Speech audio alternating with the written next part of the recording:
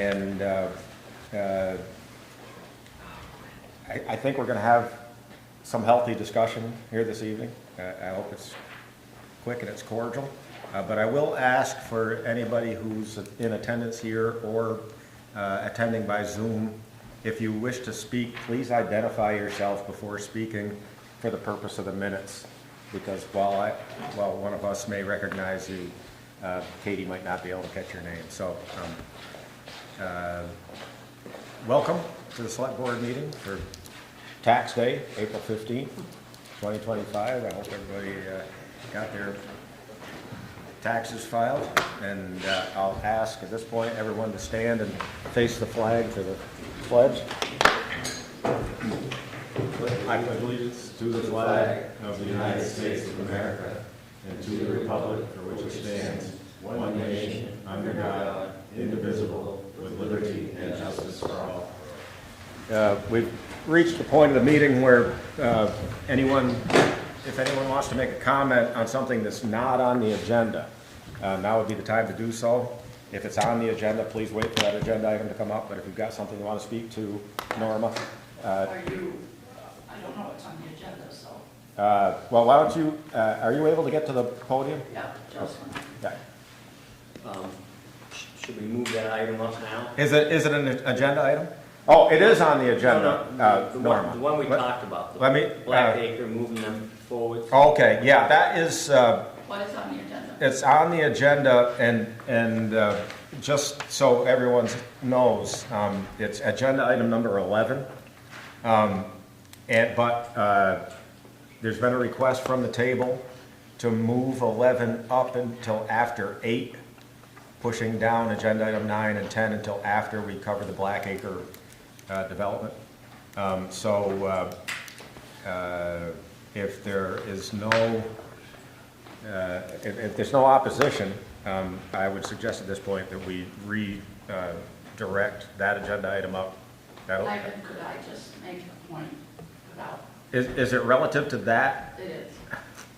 I'd rather have it be under that agenda item, just so that we keep things organized. Right. Otherwise, the meeting gets out of hand. But we'll try to move through things quickly and get to it. So public comments, anything that's not on the agenda. I'm not seeing any. I'm not sure if I'm on the agenda. And this is relative, Lynn April, about Bonnet Street. You're not on the agenda. not on the agenda, so now would be the time if you want to go to the podium.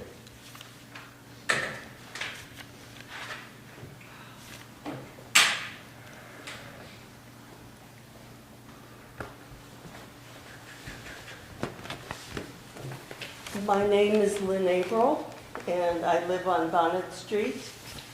And I've been here, I think, about a month ago. And I still have not heard very much about the progress of the items that we discussed. And I wanted to pass out a map, which I think will be helpful to everybody.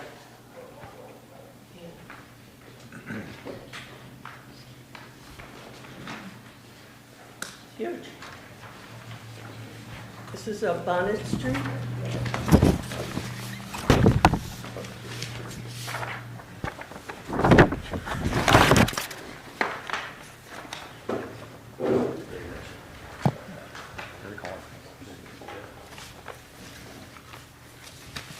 So my return is to find out what has developed since the last time I was here, and ask any questions that you have about the Bonnet Street issue of traffic, noise, and safety on Bonnet Street. I can talk more about it if you want, but are there any questions? Well, my recollection is that there were two issues. One was speeding and one was noise. Yes. Is that correct?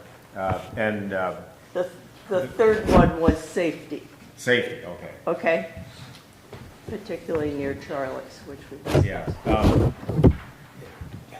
we've been addressing some of the traffic issues in other areas. Has there been anything that's, Yeah, so the last time Lynn was in, we spoke about the speed radar blocks. Yeah. Recording the speeds, and it was recording them outgoing. And we wanted to get the information incoming in addition to outgoing. So we had these redo that. So we do have that information now. And I told Lynn via email earlier, I said, you know, if I know you're coming to the meeting, I can bring that material in. So if we want to put that in the next meeting to talk about, we can do that. But I don't have that information with me tonight. okay. All right. So I think you heard that. We do have more information. This board has not seen it yet. Okay. And that would happen when Scott disseminates it to us, and he would normally do that prior to a meeting where we knew And we were the going to discuss it. next select meeting, not the one, the next one, but the regular one May is? 6th, we have a regular scheduled meeting on May 6th. Okay. So we could schedule that discussion for May 6th? And then you'll be on the agenda and get the attention that you deserve. Thank you. The other thing I just wanted to bring up was, I think we agreed that the 2 spaces at Charlie's entrance and exit needs those 2 parking spaces to be eliminated to be safe. And I actually, after that meeting, I had the opportunity to go down there and actually come out from Yeah. the back lot at Langley and get and experience firsthand how the site distance and all that. Not being a traffic engineer, I'm not really sure what gets gained by eliminating those spaces. It's still a difficult site distance because of the way that road comes out. If people are traveling the speed that they're supposed to be traveling, and I know this is part of the issue, Right. it diminishes the dangerous part of it substantially, because once you get to the point where you can see, they can see you, and then things flow. That would require a little bit of study. As you may know, parking spaces are at a premium downtown right now, so we're reluctant to eliminate spaces unless there's a significant reason why we should do so. So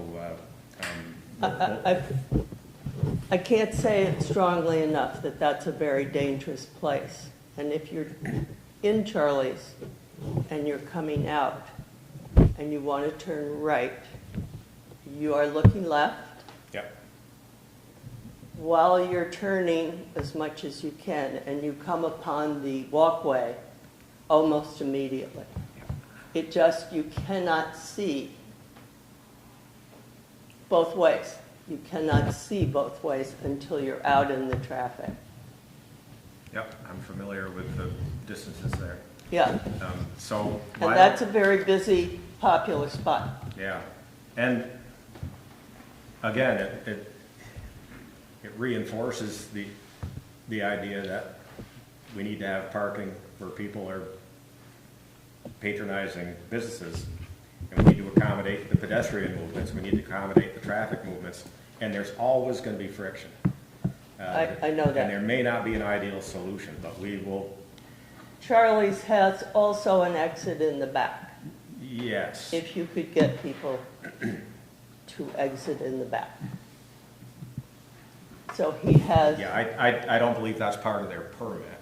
That's actually, I don't believe, part of their property anymore. Yeah, so they don't even actually have legal access to it. No. Okay, That space, when the bookstore changed hands, so that there is a crossroad that goes between the side of Colburn House. Yeah. Colburn Cafe, sorry, that goes out and spills out into the North Shore Bookstore Parkway. Right. That is no longer connected to. I saw that, that's blocked off. Right, that was part of the agreement on that property, was to split the house that was there, the Scoops shop, split in half of it going to the bookstore and half of it going to Charlie's. And that's why there's actually an embankment that's been built Yeah. to separate the two properties. Yeah, you can't get. So you can't get there from here anymore. Okay. So shall I go any further? I have studied signage, I have studied, Well, we have a lengthy agenda here this evening, Okay. and since we're going to put you on the agenda for the Okay. next regular meeting, I think maybe we'll try to absorb it all at that point. okay. Any other questions? Not at the moment. We will, we'll keep these maps to be used in our future conversations. And I have speed limit suggestions, which I think will make a big difference when you come to. I think when we talked the last time, there was also, I had requested if the time of day could be included, so that we could understand if there's a, is it 8 o'clock in the morning when kids are going to school, or is it 10 o'clock at night? Like, just so that we have as much data as possible. I'm not sure if the data is collected includes time of day, but I remember you making that request. Well, one of and, the- and a very valid point connected to it. Right. And one of the things that I hope will pass at some point is that the trucks that have the terrible brakes, the Jake brakes, which go all day long. That's what I'm Yeah, it's terrible. saying. Yeah. But I have some information for you, so. Okay. Thank you. Thank you, Lynn. Thank you. Any other public comments? Anything that's not on the agenda? Norma? Can I add to it first? Briefly, yes. I mean, it's going to be on the agenda for a future meeting now, so I don't want to take up this whole meeting on this particular issue.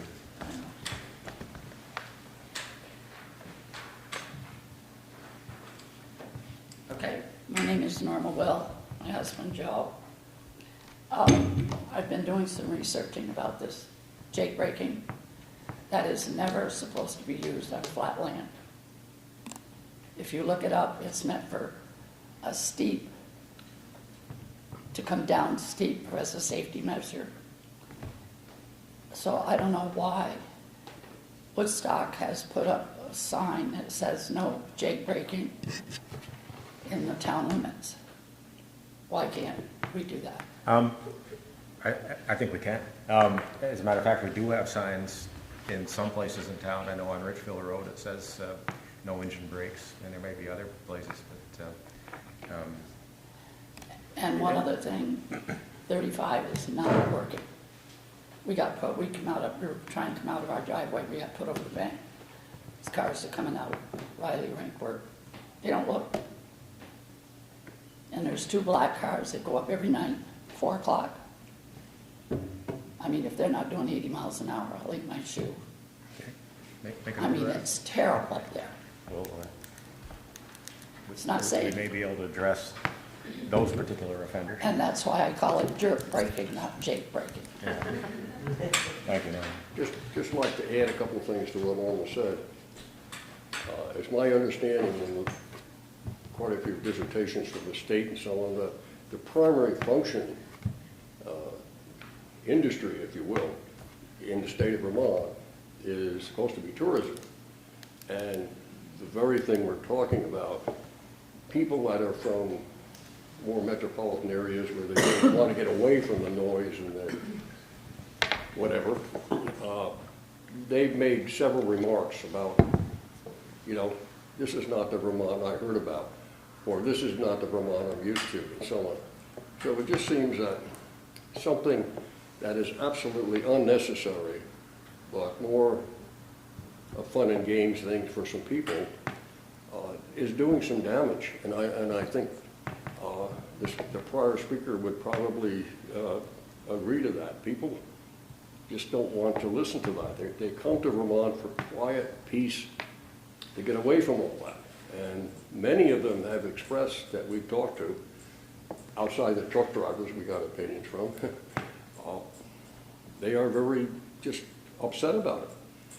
And it's interesting that very few really complaints that you ever get from people that come to visit Vermont, because they're just kind of like overwhelmed by the peace and tranquility and all the good things that go on here.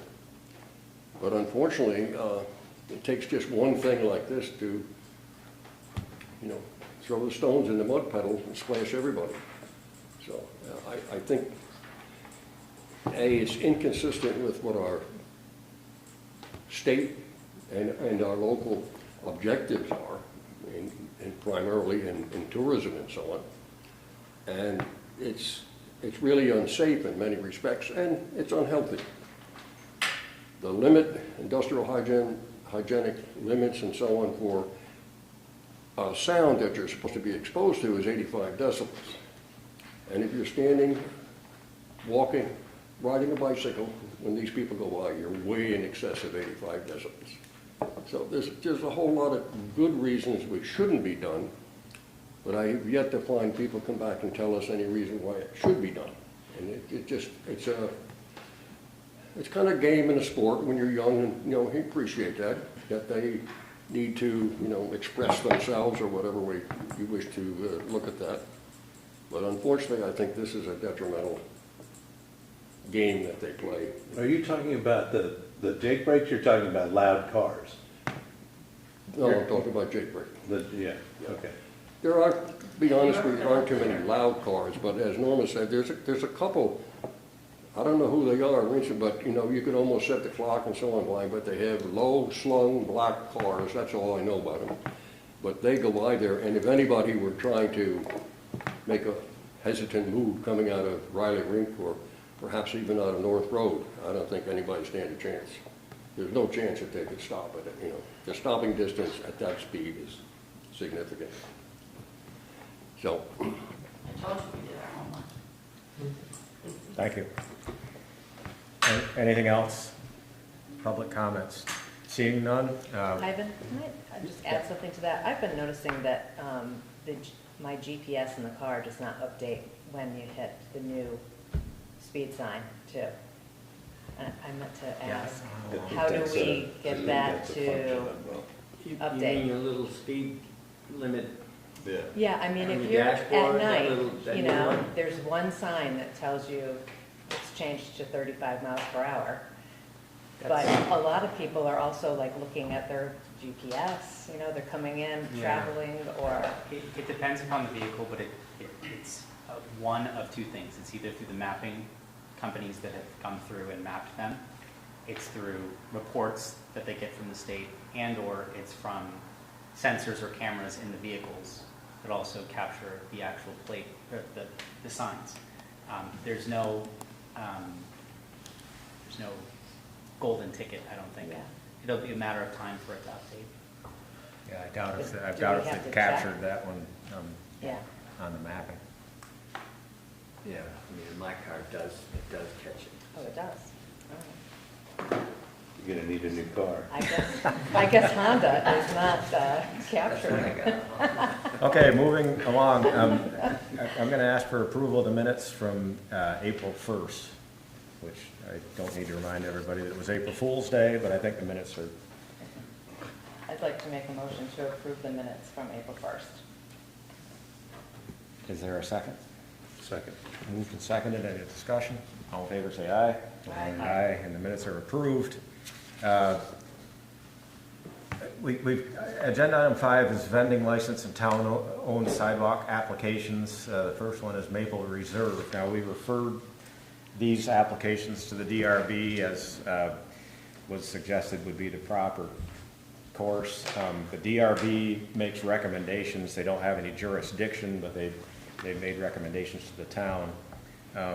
And we are in receipt of those. Yeah, they met on the 2nd. Yeah, I'm trying to get it to come up here, and it's not. Here. Here, I got it. Anyways, on the first one, Maple Street Reserve. Yeah, thank you. 4927 I don't know Main. why, Maple Reserve, I was reading addresses at the same time that I was, okay. My recollection is that It's right here. It's proposing two 27-inch tables with a total of 4 chairs on the exterior area. Would not impede the pedestrian traffic on the sidewalk. The DRB did not have the required pictures and site plan, but also noted that it appears to be consistent with the previous installation. And I think there was some confusion in the process, and it appears that nobody really brought in a site plan or a diagram of what it is, which we can clean that up in the. Right, we've been getting better ones since the application. Yeah, I think that'll clean itself up. This is But the same one. the DRB recommendation is that it appears to be consistent with the previous installation. I want to make a motion, Mr. Chairman, to approve the vending license for Maple Reserve at 4927 Main Street. Second. All in favor, say aye. Aye. And it's approved. It appears to be 5-0. The next application is for Christos. This is another, this was one that we accommodated during COVID, and it's kind of a lengthy report from the DRB on this. It says, try to paraphrase here. There were some concerns expressed by a neighbor. The comment was concerned with the overall amount of parking in the downtown area, much like we were just discussing a few moments ago, that they didn't think it was a good idea to eliminate parking spaces, and it might exacerbate the current parking situation. There were concerns from a design advisory board member. The member had the impression that the walkway created some pedestrian congestion during peak hours. The DRB noted that there was an installation of 4 tables and seating for 16 located on the sidewalks, and it did cause the removal of 2 parking spaces. The handicap ramp provided for pedestrian travel was questioned as to whether it complied with ADA rules. And of course, you were there, and there was an encouragement to make sure that it met the standards. The applicant believes that the wheelchair accessible ramp complies. Safety was discussed relative to pedestrian flow. The separation between pedestrians and auto traffic would be a series of elevated flower pots to create a visual barrier, and 2 concrete bollards will be placed at either end of the ramps to protect pedestrians from car traffic. The 16 outdoor seats are included in the total number of seating for the water and sewer allocations, and the DRB found that the proposal was in keeping with the previous applications and did not see additional concern other than the issues noted above. That's the report from the DRB on that.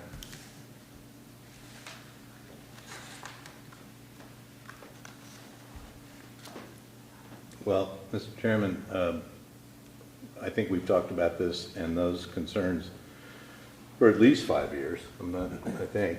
And, This will be the 5th year. Yeah, and one of the observations that was made before was that the installation actually slows traffic through that area.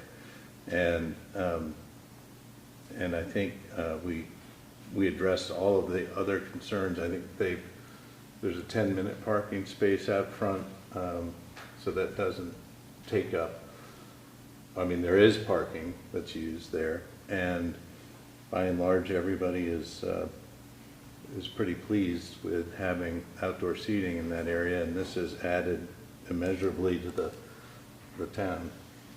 So I will make a motion, Mr. Chairman, to approve the vending license for Christos at 4931 Main Street. Again. I'll second. Moved and seconded. Any further discussion? All in favor, say aye. Aye. Any opposed? Unanimous? Got your approval. Thank you. Those are the only 2 that we're That's it. listening to tonight. Okay. The next agenda item is liquor license renewals. you've got the list in front of you. I will make one, and I'll read them in a second. Just one notation, that Christos was already previously approved for a Class 1. And this approval included with them is for outside consumption. So you go Charlie's Coffee House with Class 1 outside consumption, Little Rooster Cafe with Class 1, Mystic Co. Class 1, 3 and outside consumption, Roadrunner Class 3 outside consumption, and the Union Underground Class 1, 3 and outside consumption, as I mentioned before, Christos outside consumption only. We could entertain a motion to blanket approval of all of them. Okay, we're so inclined. I'd like to make a motion to approve the liquor license renewals as stated. Second. Moved and seconded. All in favor, say aye. Aye. Opposed, no. The ayes have it. It's 5-0. And those are approved. Okay, we need to potentially appoint a Southern Vermont Communication Union District rep. Terry Dorsey has represented the town well for some time now and is up for reappointment. As far as we know, he's willing to continue. He's here if you want to report. Is there a report? Is there a report? Not really. And no news is good news. I'll move to reappoint Terry Dorsey to be the town representative for the Southern Vermont Communications Union District. A second. All in favor, say aye. Aye. Terry, could you just briefly, for the people that are in attendance, they may not know exactly what you do in just a few words. I would be glad to. My name is Terrence Dorsey. I've represented the town of Manchester on the Southern Vermont Communication Union District Governing Board since the establishment of the CUD in 2020. I've been the governing board chair since 2023. Where we are now is that we finished construction with our partner CCI in 2023 and have universal service, fiber broadband service for all of our 14 towns since November 2023. The board continues to work on oversight of our portion of the network and our partnership with Consolidated. Our completion report was approved by the Vermont Communication VCBB. I go to their meetings, I forget what they're called. So we've been approved. We've passed through our grant money. We've received funding for the next 2 years from the remainder of our construction funds. And we have a sustainability plan in place in partnership with Otter Creek and Memorial CUDs for the next 8 to 20 years, depending on how you want to look at it. So we're very happy with the way things have gone. Working very closely with Consolidated on any continuing issues, which there are none. And I'm overall very pleased with how that all happened. So, Well, Agreed. thank you. And for someone that didn't have a report, that was very well presented. But just so everybody knows, this was a significant issue, especially among our neighboring towns, some of them very rural in nature, and they did not have access to broadband internet. And Terry was actually the one that brought this to our attention and has shepherded it through. And as of 2023, of course, as you heard, it's now extended to all 14 towns that are members of the district, and that's a huge accomplishment. I'm very pleased. Yeah. We were the first CUD to have universal service in Vermont. So I'm very pleased with how it's gone and our relationship with Consolidated and their Fidium product. I would just say that if anybody has any questions, please reach out to the board at, you can reach me directly at chair@sovtcud.net, or you can go to our website and there's a contact form. But please reach out to me if you have any questions. if you want to sign up for service and have any issues. That's mostly what we do, which is very rarely. So it's all gone very smoothly, and like I said, we're pleased.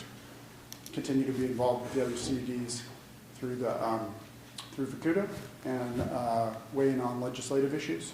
But otherwise, it's pretty painless considering that 3 years ago or 4 years ago we didn't think we were going to be able to build anything at all.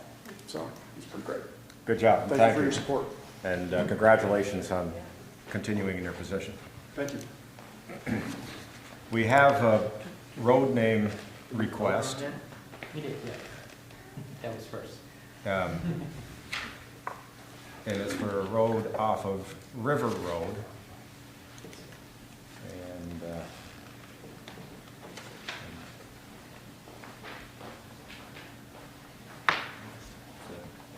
Kind of a shooting school or something there, I think.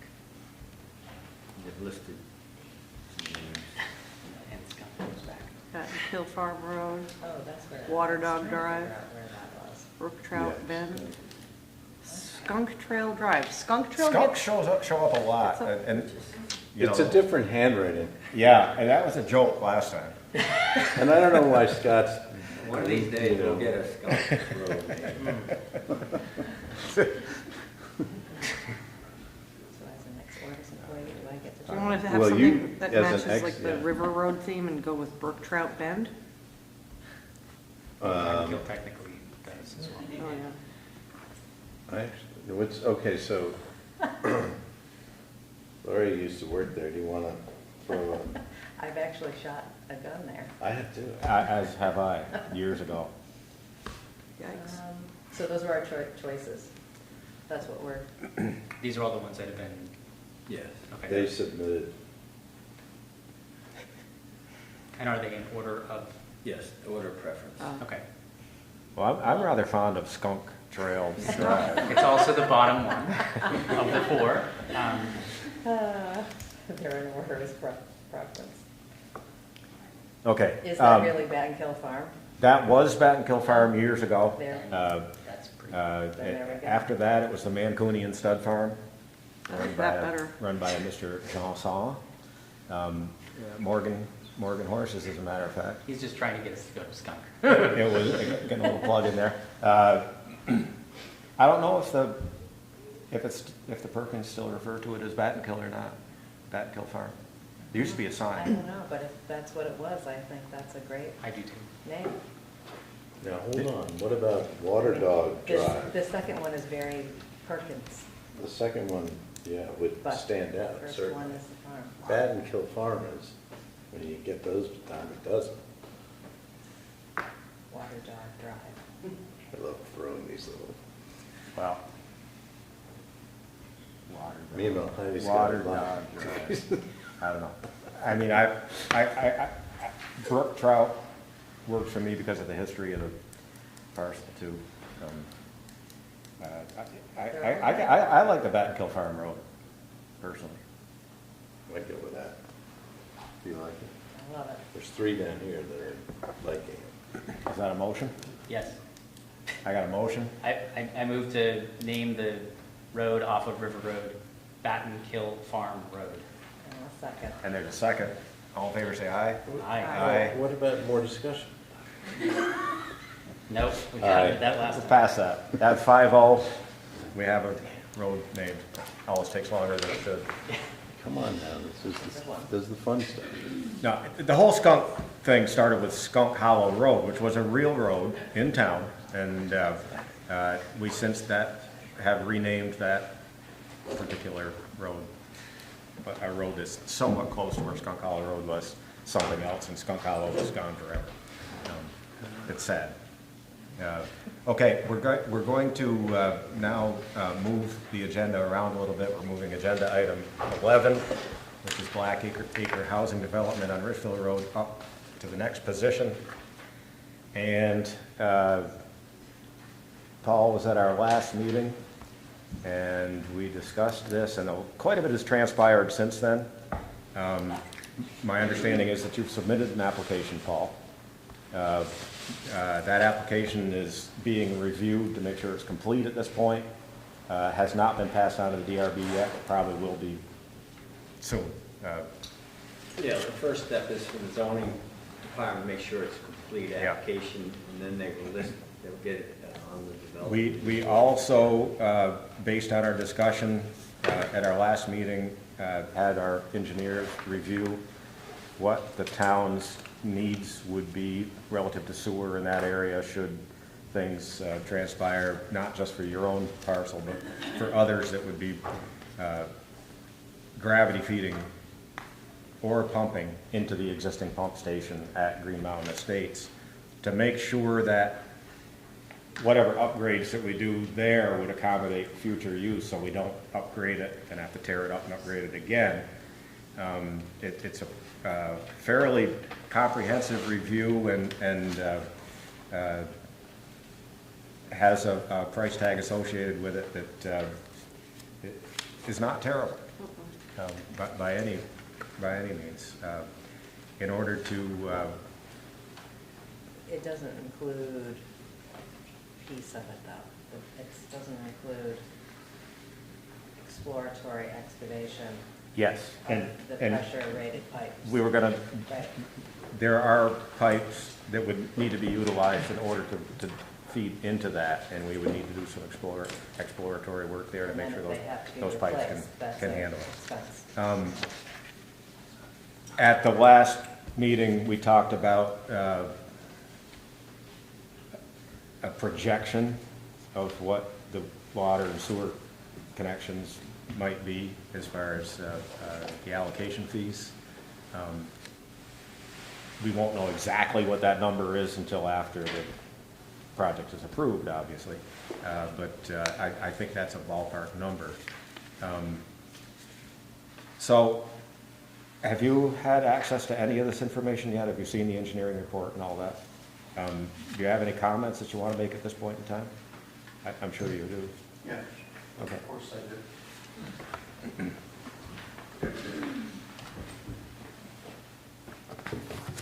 I'm Paul Carocchio. Thanks for having me up here. I neglected at my attendance following the October meeting to hand out my Vermont Futures Project reports.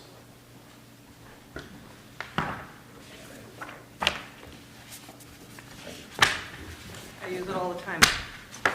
Great piece of work here. Burn it up, or you can read it.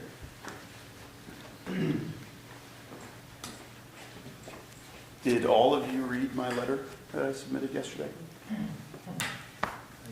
just read it off of Facebook, actually. Well, that's a different letter. I was like, do we have a letter from yesterday? I submitted a letter to Scott with a check for $165,200 as part of my application, and the fee related to the sewer allocation and water allocation for the property at Blackacre parcel on Ridgeville Road. In light of the fact that I received from Scott, which thank you, Scott, for sending that engineer study that says that there is sufficient capacity for our property, and there is a sewer main that goes by, and it is on the municipal sewer system, I would say. But we don't know the invert heights yet, and Chris Panessi, our engineer, is working on that, so we couldn't submit a design specific. So we don't have, and we put in the letter, we don't have the design and application in the application or the specifications. But I'd like to question a couple of things that were just said. Scott, you had said that it has to go through zoning and DRB. And I couldn't find anywhere in any of the town documentation that has a procedural process related to sewer and water application submittals going through any of those agents or organizations or boards. But I'd like you to explain that to me relative to us asking for the select board to either deny, I would assume you'd be either approving or denying in it, since I don't have the design or the specifications. Yeah, it would be, there's precedents, certainly a lot of precedents for people paying the allocation amount up front prior to getting a permit approval. And typically, there's no approval that comes from this board along with submission of that until the whole process is done, but we certainly accept it in good faith and with the expectation that it's, at the end of the process, we'll know for sure what the number should be, and we'll land back at that number, whether it's less or more, based on how many units are finally approved and the number of bedrooms and everything that makes up that number. So it's quite common for that allocation check to come in prior to getting approval for the project. And what the board's participation in that is to respond with that we have the capacity at the plant to handle that, but the rest of the details need to, the allocation goes toward, as you know, sewer treatment is a very expensive process, and we have a limited capacity as to how much sewer we can treat at the plant as it exists. And so there's a dollar figure applied to every excess capacity gallon that we still have available to us at that plant. And when we reach the end of that, it'll trigger going to another level of treatment, a tertiary level, which is a very expensive process. And so what we're trying, we assigned a value to the remaining gallons of availability, and that's where that connection allocation comes from. So the allocation goes toward capital improvements, but it's based on the ability of the system to handle the extra gallonage. In accepting your payment on the allocation, we are saying that we have the capacity at the plant to handle that. What it doesn't say, and this is where this extra discussion takes place, is if we have the ability to get the sewer from where it's being generated to the plant. And that's, of course, where all this extra conversation comes in. So again, just to be clear, if we accept that check, and we will, we are saying through that process that we have the capacity at the plant. And that's what you need in order to get into the permitting process. I mean, you need to have that affirmation up front. I understand that. That's where we are at this point. Engineering design, all the specifics, that'll all take place during the permitting process, and then at the end of the day, we'll know exactly what we're talking about. Can I ask a couple questions? Yep. In Christina Haskins' memo from yesterday, Yep. she confirmed that you have the capacity. Yes. She also confirmed that you have the capacity to the pumping station that's right next to the property, and that the only real concern would be confirming that the pipe going from the pump station to the Lincoln Avenue pump station is sufficient. So I'm gathering from that memo that that's the only thing left. Yeah, yes, that is the only thing left with regard to this piece of it. But the other piece is, you don't have a permit yet. We don't know what ultimately is being built there. And so the actual, there may be other items that'll come to light during the process that will need to be addressed. And you being a good developer, you'll address those things. And we'll still have the capacity at the plant. And according to Chrissy, we do have the capacity at the pump station. And the rest of the details as far as that service line going into the pump station and everything else will be addressed through the process. The application that I submitted was the maximum number of units that we would build there. So I won't have more requests for more capacity. Yeah, I mean, as you know, it's not based on units as much as it's based on how many bedrooms are in each unit, and cumulatively and aggregately to the end. So if you get approval for what you proposed, then absolutely. If you get approval for something less than what you've proposed, then we owe you a refund on some of your allocation. Sounds like a good deal to me. Yeah, no, I mean, it's only reasonable. Okay. When do you think I could hear from the select board regarding will it be in writing to get a response that that allocation will be set aside? I think there should be some kind of response. I don't know, typically, It'll be in the minutes. it'll be in the minutes of the meeting. And we could take an action on it, which would be in the minutes. Okay? All right. For the purposes of what Paul mentioned also about the process, because, you know, that particular lot is not the only one that potentially may be in the same situation soon. I think this is another place that we need to look at, very clearly stating the flow and the expectation of these are the steps, and in order, obviously, if there are nuances in some situations, that's to be understood, but this is the expectation of what we are going to present back to those who are applying. And if it's not out there, it's up to, you know, it's very subjective. And I think it would behoove, you know, for those who are looking to develop, I think these are the places where we can improve. This is a more complicated area geographically in town because of, you know, we're down at the river, it's relatively flat, you can't get the kind of pitch that you need to gravity feed from development to the plant. Therefore, you have to go to a pump station, get it to another pump station, and then pump it to the plant. Otherwise, it won't flow correctly, and sewer needs to have a very specific pitch rate. Sure. So, in a number of places where we might see development, it wouldn't be an issue.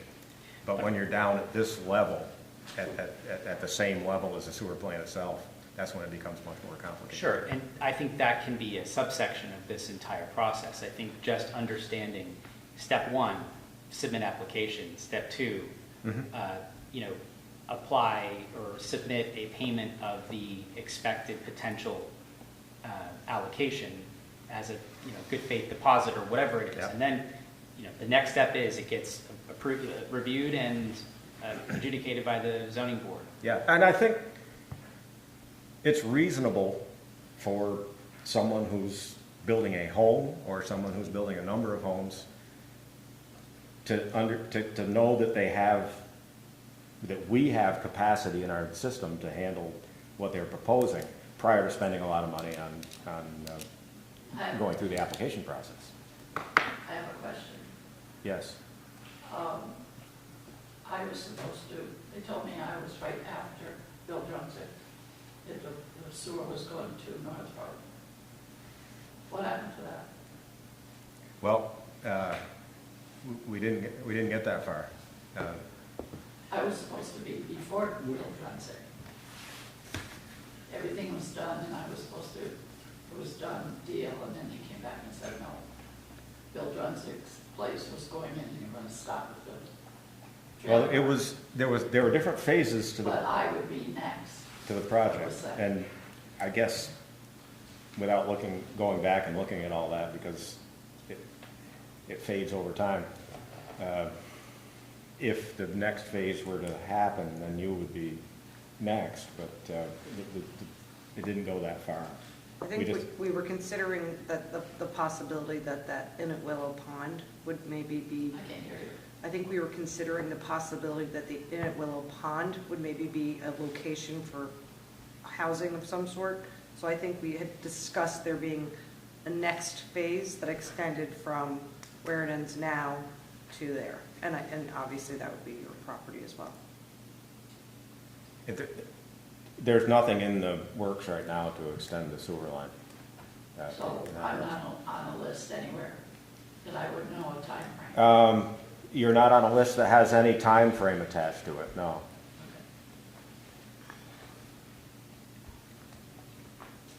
Could I respond to Jonathan's comment?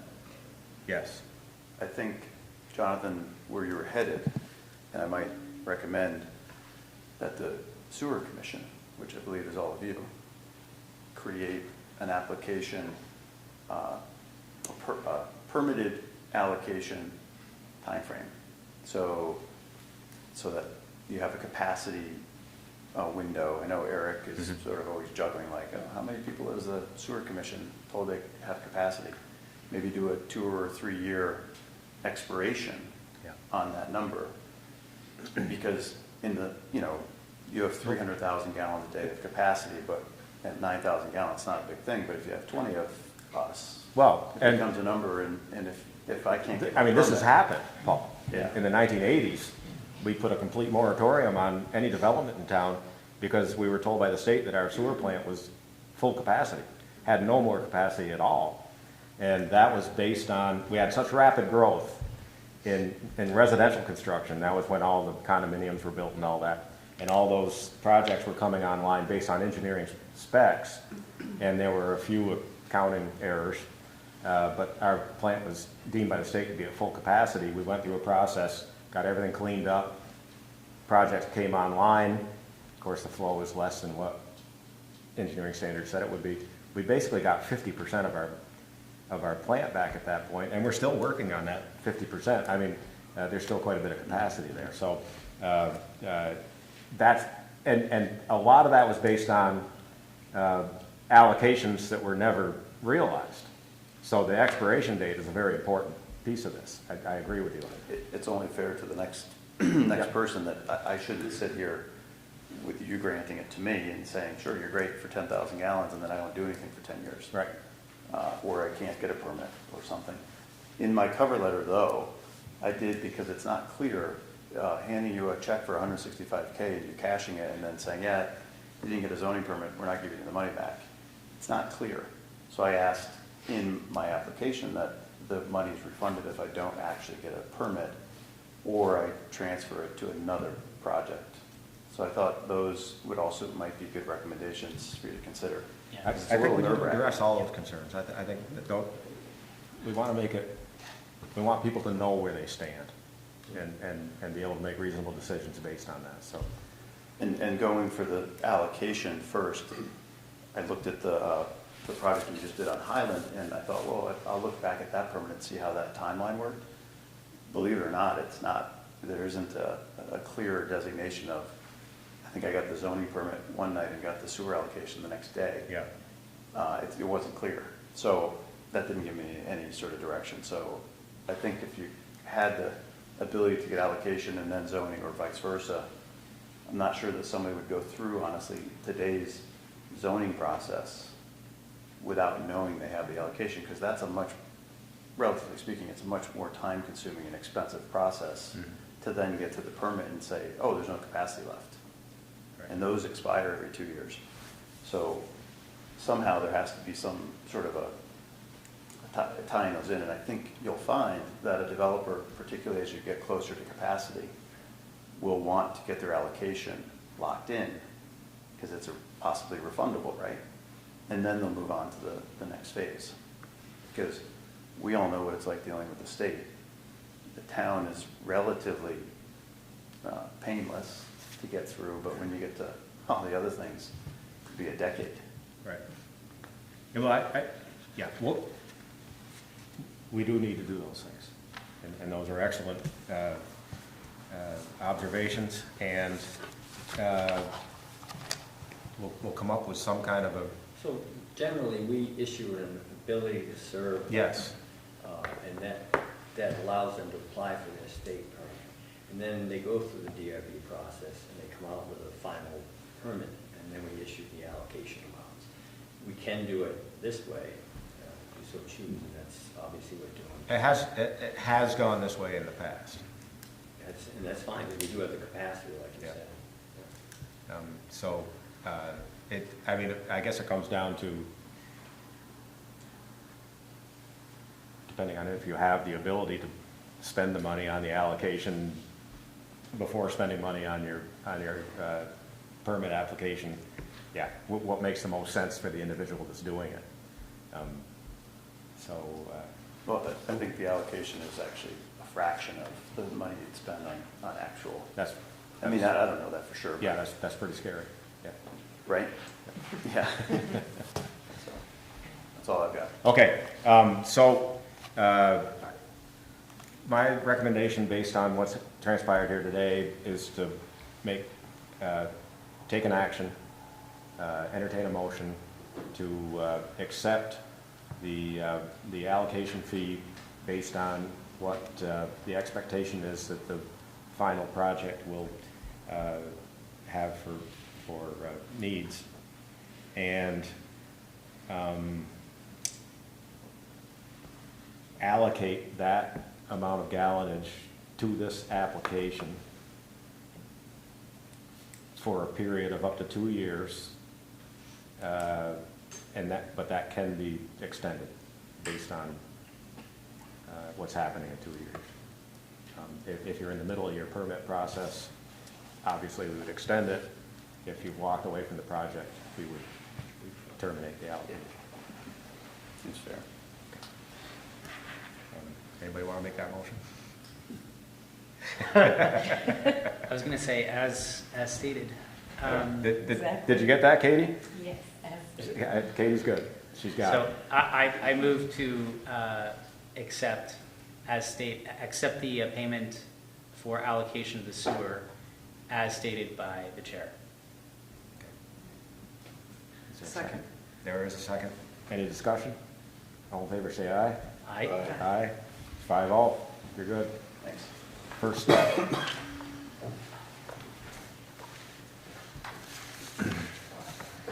Okay, now we're back to, Back to 9. okay, the next two are related. One of them is relative to the flag policy itself, and the next is a request to fly the pride flag on municipal buildings for the month of June. We have received, I think in order to discuss the flag policy, we need to at least acknowledge that we've received a request. And I'll make that clear later, but I believe I know that we've received a request. I believe that it conforms with the policy as it's written. And it leaves me with just a couple of questions. And they're not clear in the policy as it's written. The first would be, how many flagpoles do we have at various locations throughout town that would be available for this type of use?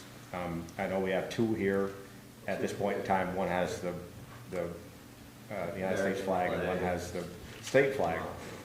We have more flagpoles available over at the rec. 5 there. And I believe that we have just one on the town green, and is there one at Adams Park? I couldn't find that out there. I couldn't remember. I Okay, didn't think yeah, there was. I should know. I don't think But there is. And then, are there other flagpoles throughout the town that would be available? See, this is the kind of thing that I hadn't really anticipated Right. until we got a request, and we should have been ready for this because we got the same request last year. If we're not specific about which flagpoles are available and at what flagpoles we allow this, if we designate all of our flagpoles to one event for 30 days, it would leave us in a tough spot if somebody else had a request come in, well, I'm sorry, the month of June is not available. The other part is the application, which there it is, it was request to fly in accordance with the Town of Manchester's current flag policy. I respectfully ask that the pride flag be displayed at designated municipal flagpoles alongside the U.S. and Vermont state flags. And it went on to say, I should probably read the whole thing because now I can't find it. I got it here if you want.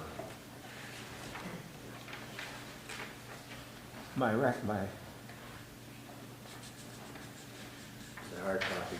Ivan. Yeah. At designated municipal flagpoles. I guess that was what kind of confused me, because I don't know if we ever designated which ones would be available for this and which ones not. And that's my only concern with the policy itself. I think statement 1, the applicability of the policy states that this policy applies to all flags displayed on municipal property owned or controlled by the town of Manchester, including but not limited to Town Hall, Dana L. Thompson Memorial Park, Factory Point, Town Green, and Adams Park. Now, I realize that that's because the entire encompassing policy is for all flags, not just special occasion flags. So, no, we didn't specify which would be available for designation. Designation, yeah, that's so I'd like to flesh that out. I mean, what's the expectation, what's the request to have the flag flown at every flagpole that we can make available? And at which locations in town? We only have one flagpole at the Town Green, which makes it very difficult to accommodate one there. However, it's not, and I want to be very clear, I think the expectation is that in no manner except, and I can't recall this, but when like previous flags have been flown here at the town office other than the American flag and other than the Vermont flag, is it in succession, meaning like US flag, Vermont, and then, or do these only have the capacity to hold one flag per pole? These have the capacity to hold 2 flags per pole. Right, we have 2 poles. Yeah. So, in theory, And of course, the United States flag and the state flag should have the superior correct, position. absolutely. That's uniform flag code. So I think the question is, for instance, the Town Green pole, which we only fly the American flag there, we don't fly the Vermont flag. Does that have the capacity for 2 flags? I think it does. Yeah, and the flag poles at the rec, there are multiple flag poles. Because this flag in particular actually flew at the rec when Vermont Fusion was there. So if the 3 locations are, is it 3 locations? Yeah, so the town hall, the rec, and the Town Green, they all have the capacity to not replace a flag. They could be flown below the Vermont flag here. They could be flown under the American flag at Town Green. They could be flown on any of the poles, potentially at the rec. Yeah. So it would be my suggestion that at the rec, that we would allocate 1 pole to leave the others available, because we have all sorts of events that happen there, and this is for an extended period of time. It would give us the option here to fly another flag on the second pole. If the request came in, that would cover those 2 spots. We'd be at capacity at the Town Green. Right. I mean, the reason why I like that strategy in general is that I think one of the comments from last year was that we're taking down the American flag to put something else up, and that was never the case. Like, we are giving an opportunity for other entities, and let me be clear to state it as we stated in here. The select board may authorize the display of additional flags.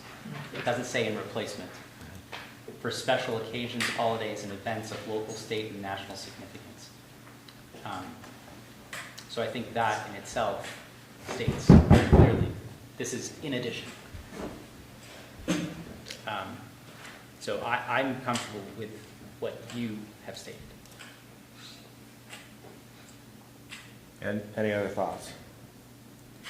I mean, we're talking about kind of logistics, but I guess where I'm having a little bit of an issue is that my understanding was that by putting this policy into place, we were avoiding being put into a position where the select board has to make a decision on what should fly and what shouldn't fly. And I thought that the reason why we put this in place was to simplify and have it just be our national flag and our state flag, so that we didn't have to have this be a place where it's a political statement or the representation of something that might, for whatever reason, not work for everybody. And so that's where I'm just getting.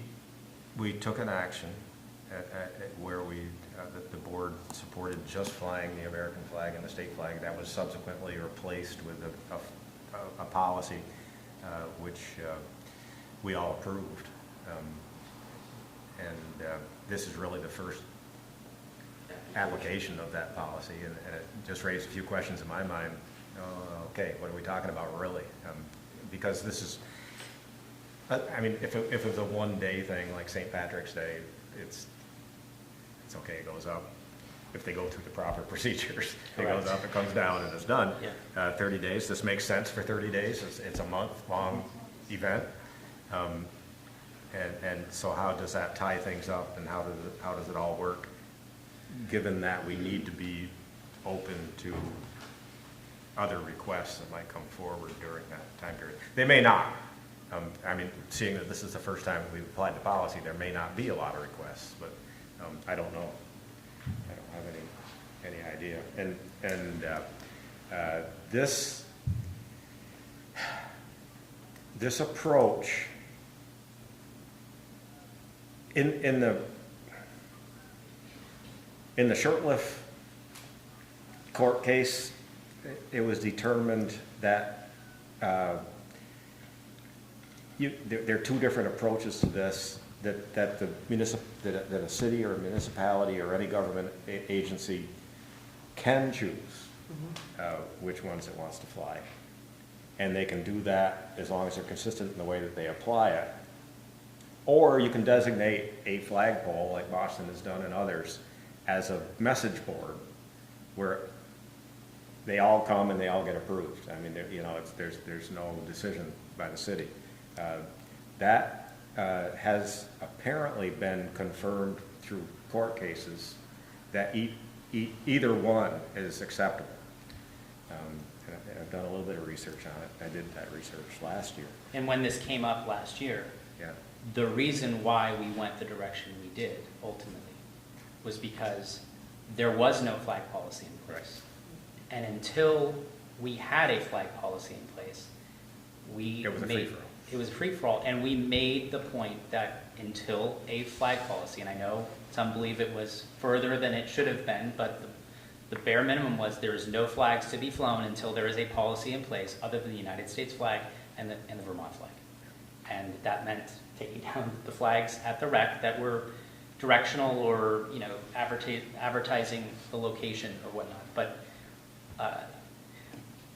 I think it was the next meeting when we addressed or approached this, when the policy was actually adopted. So, I think I can see where this is headed, and I think through our action on this, if it happens, we will be setting a precedent as to how flags will be flown and at what locations. And I think, they'll obviously be at a subordinate position if available here at Town Hall, Town Green, and at the rec area. Those are really the only places where we have the ability to support this. So that would. And I think we should make it clear that it's one. I mean, we have 5 available. It's one flagpole at the rec area would be available for this, because we have other things going on there. You're gonna set a time limit, or are you just gonna have it open-ended? Yeah, that's a. What do you mean? Well, right now, the current policy doesn't have any time restraint. Yeah, it does. Not to exceed 30 days under prohibited uses. Is that a proper amount?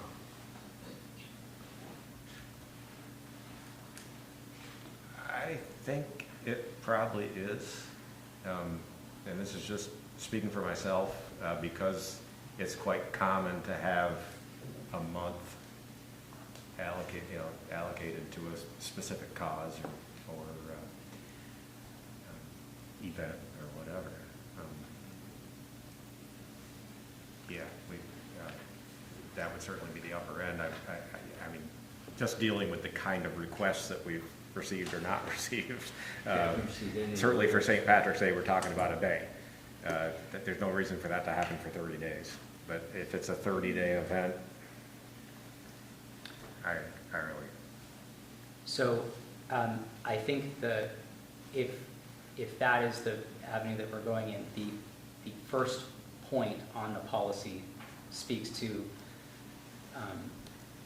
all flags displayed on municipal property. So this is in discussion of all flags. So it shouldn't be there. It should be under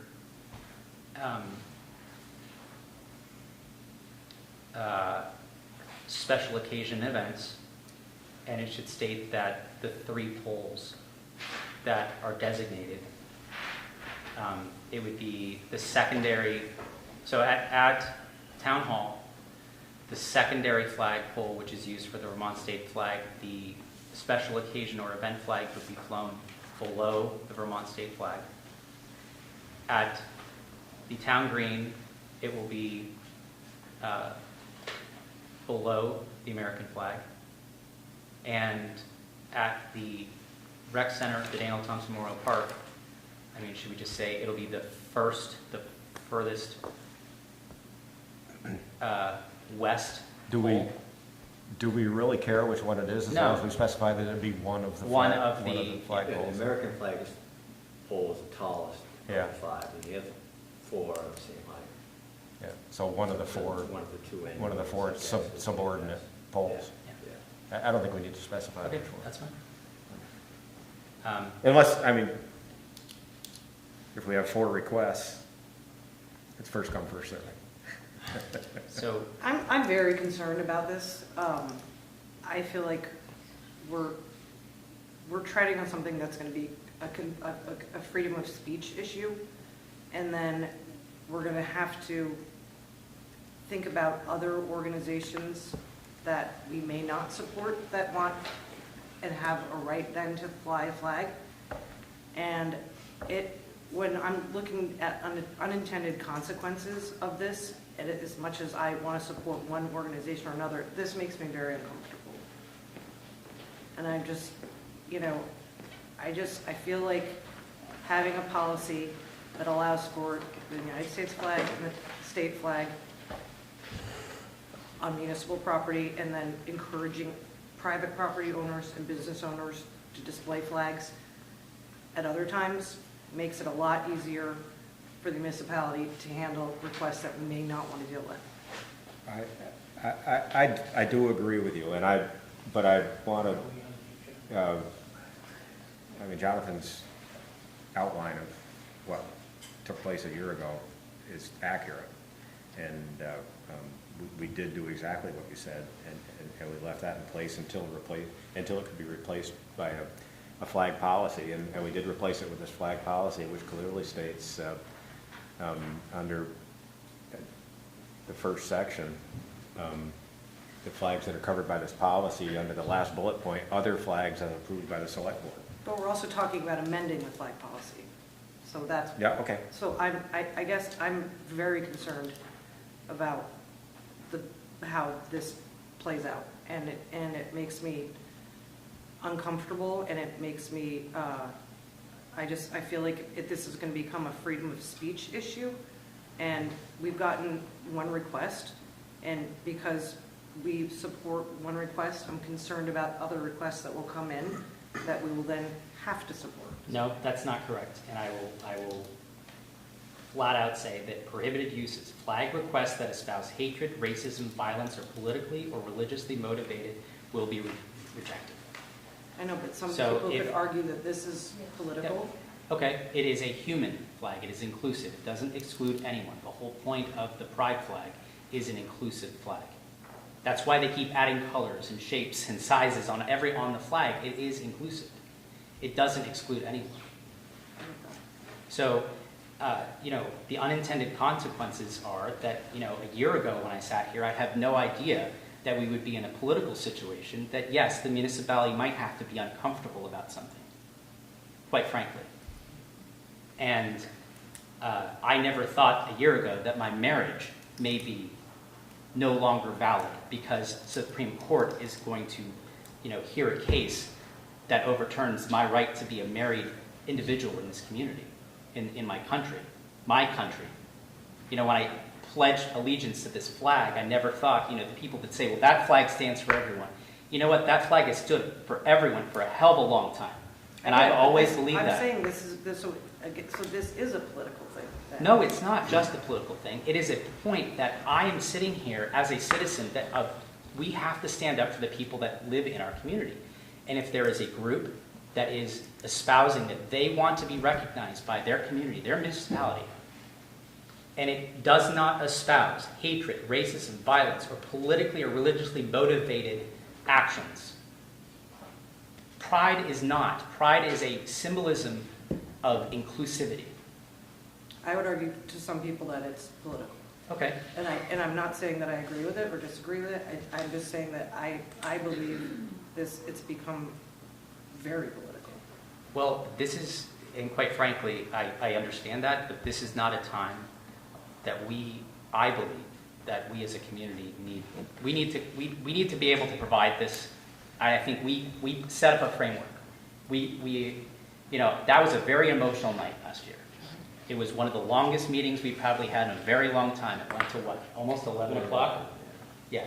Okay. I was reminded of that, and that's why I shifted the Right. the agenda a little bit. To give this the time that it needed. And I appreciate the amount of thoughtfulness that came from all sides in that meeting. And yeah, I was very disappointed that we didn't get to where I wanted to be. I also didn't make this request for the pride flag. This was, I didn't find out about it until I got home, right? So this is not me coming back this following year asking for the same thing. This is the citizens of our community asking for this. And we laid the framework. Like I said, we did not come out of this. I did not come out of it with the same accomplishments that I had hoped, but we came to an equitable solution. We then came back at a subsequent meeting.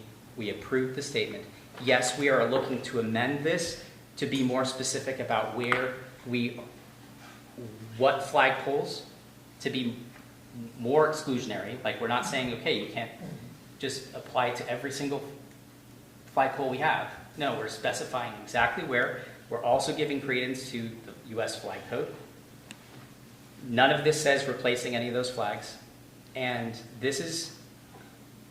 we have the ability to state, if someone shows up that is wanting to fly a flag that is exclusive, that is any of those things that we've deemed necessary, we have to say, I'm sorry, it doesn't meet the guidelines, and walk away. But that's like a judgment, that puts the judgment call on us, which is what makes me uncomfortable. I don't want to have to be in that. I suspect that if we were to make that call and make that decision on another application, it could be challenged. Anything we do can be challenged. But this is an issue that has been fought in the courts, and the decision from the Supreme Court was that a municipality can choose and can lend their support to one item of, it's under the First Amendment, but we can support one item of speech and exclude another based on exactly what Jonathan has outlined. So I share that concern. We may or may not wind up litigating on this, but like I said, a decision has been made that we do have the right, as long as we're fair and equitable in the way that we apply that and have reasons, that we do have the right to say, yes, this works, and no, this does not. So that's why we're paid the big bucks. Jonathan, the thing, I agree with Heidi, but also we created the policy And it sounds like the assumption is that when we created the policy that we would automatically approve the pride flag, you know, and because I know you're, you know, worked up about it and I understand why. But I also think that the same reasons that we were a little bit reluctant to put it up last year still exist, if not more so today. And in the last meeting when I brought it up, I was concerned about the ability of government speech versus individual group speech. And I thought, and I had forgotten that we had put those flags back up at the rec park that are clearly government speech. It's a municipality flag heralding the location. But I think we're opening ourselves up to a lot of problems. And it isn't because it's the pride flag, it could be a number of flags. I think that it's important to put this in the context of the fact that this board and this community has embraced a policy of inclusion, and we even did a proclamation to that effect, which to me would lay the groundwork toward approving this type of application as opposed to maybe another. That foundation is already in place because of that proclamation from several years ago. So I share your concern, and it could be ugly, but if another request were to come in that we deem to be inappropriate, but we can't be afraid to support the members of our community based on our fear of things becoming ugly down the road, which may not happen. I think we've laid the groundwork for this. I think the request has been submitted in step with our policy. I think we've perhaps come to some sort of resolution as to which flagpoles are available. I honestly think it's time for us to embrace each other and allow this to happen.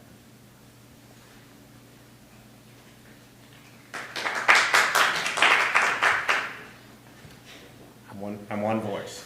I'm just stating my Can I position. request a comment? Yeah. Please. So I'm Kyle Turner, a resident here in Manchester. I only saw this on the agenda today, so I wasn't able to do as much research as I'd like. But I really like the flag code as it's been written. I think designating specific flagpoles makes sense. And I'd like to address the concerns of Heidi and Greg on the board and say that other counties and states have successfully written flag codes that address the same issue. Santa Cruz County, California has a pretty good one. I could share it with the board through email at some point if you're interested. The state of Oregon had one about non-governmental flags. I think this policy follows those pretty well. So, yeah, I would like to voice my support of item 10, request to fly the pride flag on municipal buildings for the month of June. And in general, I think it's a pretty well written code. That's all I have. Thank you.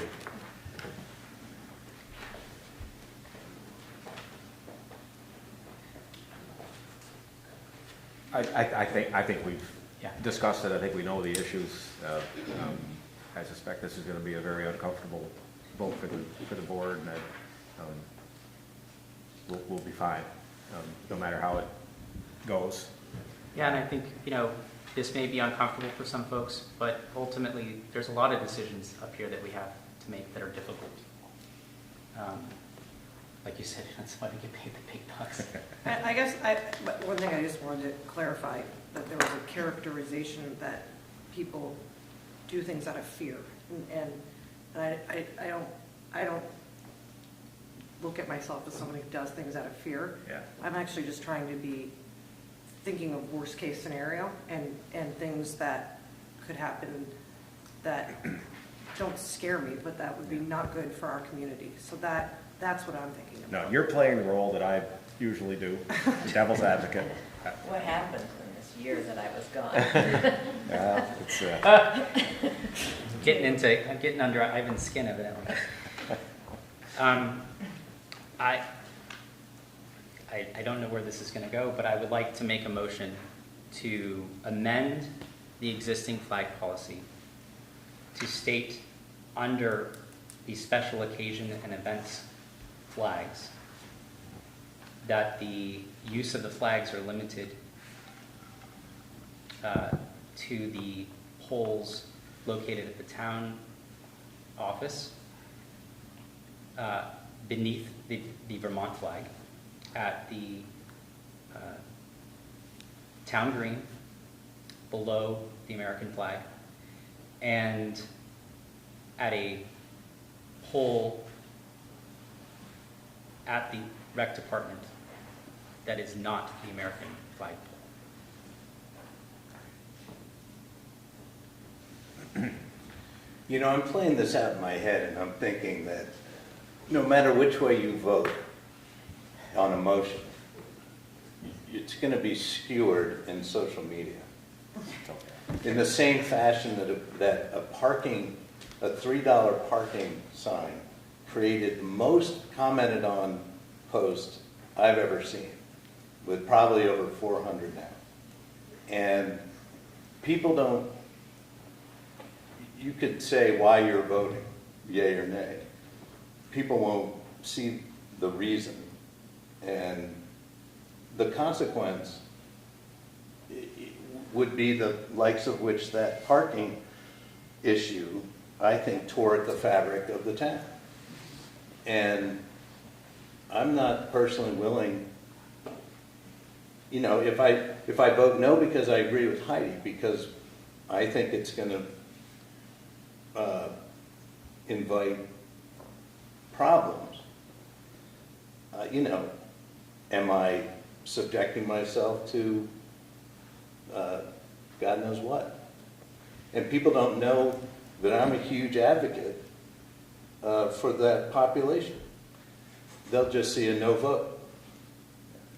And our responsibility here is to think about the consequences, the way in which Heidi has discussed, and so I'm thinking about how this is going to affect us. I may have made an error by combining the two agenda items, but I thought it was important to have one be a part of the conversation and the other. Right. But what we have on the floor right now is a motion to amend the ordinance, simply stating which spots would be available for special occasions and events flags. We have a motion for that amendment, but no second. Is there a second for that amendment to the flag policy? This doesn't speak to anything other than specifying where special occasion and event flags would be flown. Well, I think rather... Can I just, I mean, I'm apt to second that, but I would like to say a few things about first of all, the fact that this policy already exists and was signed last year. Okay.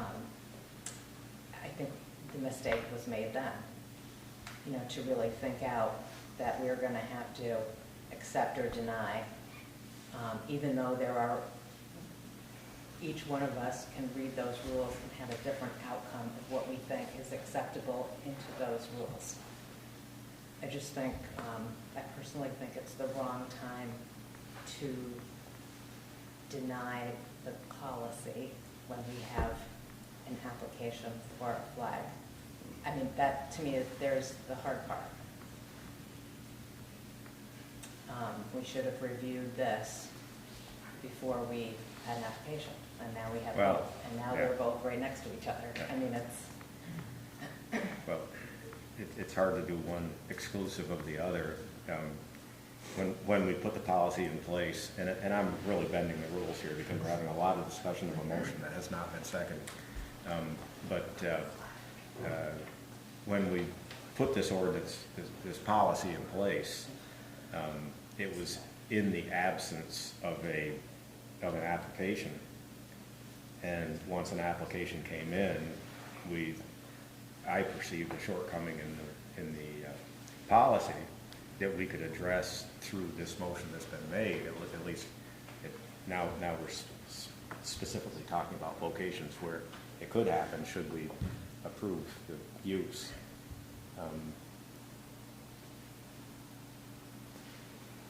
And I understand that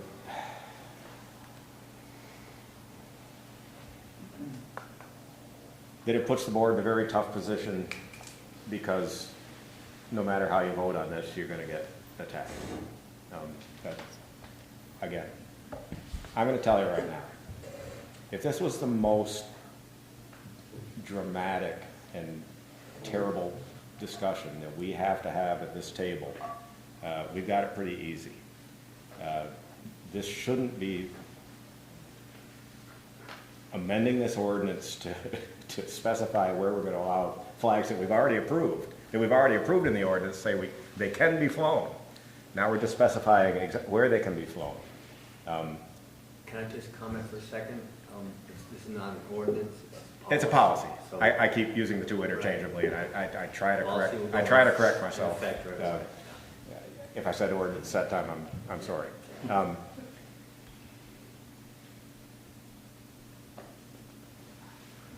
Even the next step, should we approve this change to the policy,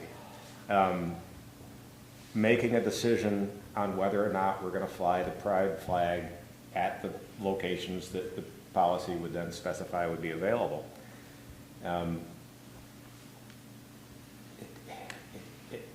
It's still not the biggest thing that we deal with. We deal with issues here, and this is very important to members of our community. We deal with issues every day that affect people's ability to live here, to have a family here, to have a home here, a business here, and we take all those decisions very seriously and apply them as we can. This should not be a difficult decision. You believe in it one way or another, but we make a decision and we move on. And I will respect whatever the decision is. If we decide we don't want to amend the policy, I haven't received a second. Okay, we don't amend the policy. The request is still before us. And in our action on that request, should it go in the affirmative, we can make it a part of that decision to specify where the flags will be flown. So this piece of it is absolutely nothing compared to the next piece, but the next piece, we'll make a decision, we'll move on, and tomorrow's still going to be tomorrow. So I even got a little bit emotional myself talking about this. I heard it, Ivan. And it's just because I understand how important this is to good people in our community. So I'm not hearing a second? I'll second the Okay, we have a selection second. clause. We've discussed it to death. Are we going to amend the policy to specify where the flag should be flown? I think we heard the recommended language. All in favor say aye. Aye. Aye. That doesn't make any difference. Those opposed? I heard a majority of the board say aye. I can't say it was unanimous, but We should have that clarified. okay. I heard 3 ayes. Yeah, you heard me. I voted to amend it, yeah. Okay, so that's fine. I need to make that call. Okay, and I think the amendment makes sense. And now we get back to agenda item 10, if there are no other amendments to the flag policy. Didn't like the font on it. No. Well, there could have been, there could have been. Can you repeat exactly what that amendment means now? Yeah, what the flag policy said prior to the amendment was that the select board may authorize the display of additional flags for special occasions, holidays, or events of local, state, or national significance. Additional flags must be submitted in writing to the town manager's office for approval by the select board. And then there's another section after that for prohibited flags.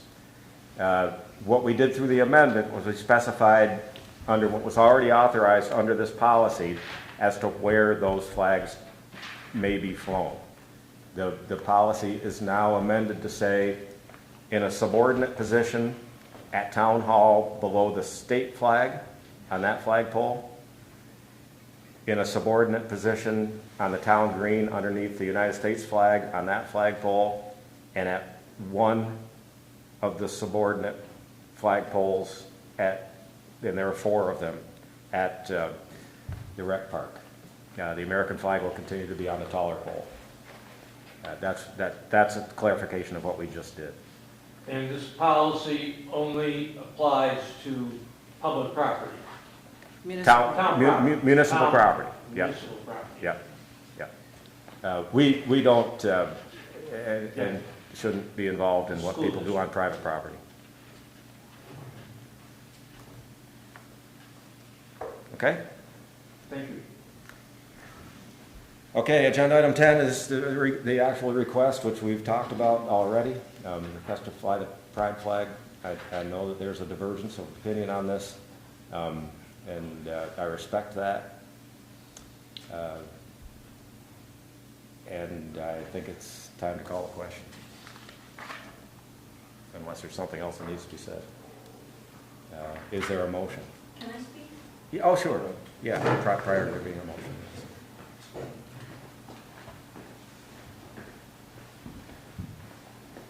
So my name is Sandra Marsh Kaufman, and I've lived in Manchester since 1990, however many years that is. I grew up in the South and had many gay friends, most of whom kept it secret. And I have members of my family who are part of the LGBTQ community, and I fear when they go out of this state. And when I read the news every day, more and more people's rights are being taken away. And people who are American citizens by birth are getting notices saying to deport. Probably wrong. But right now, our federal government is taking away a lot. And when was it that Vermont had civil unions? People were up in arms. But we were going into a new era. And now we're trying to go backwards. And I'm not saying, I know it's a difficult decision to put ourselves out there, but I think Vermont stands for acceptance and inclusion, and I think it needs to be in Manchester proudly. I mean, gay pride should be everybody's pride. It should be everybody is welcome. And I would strongly encourage you all to vote in that way.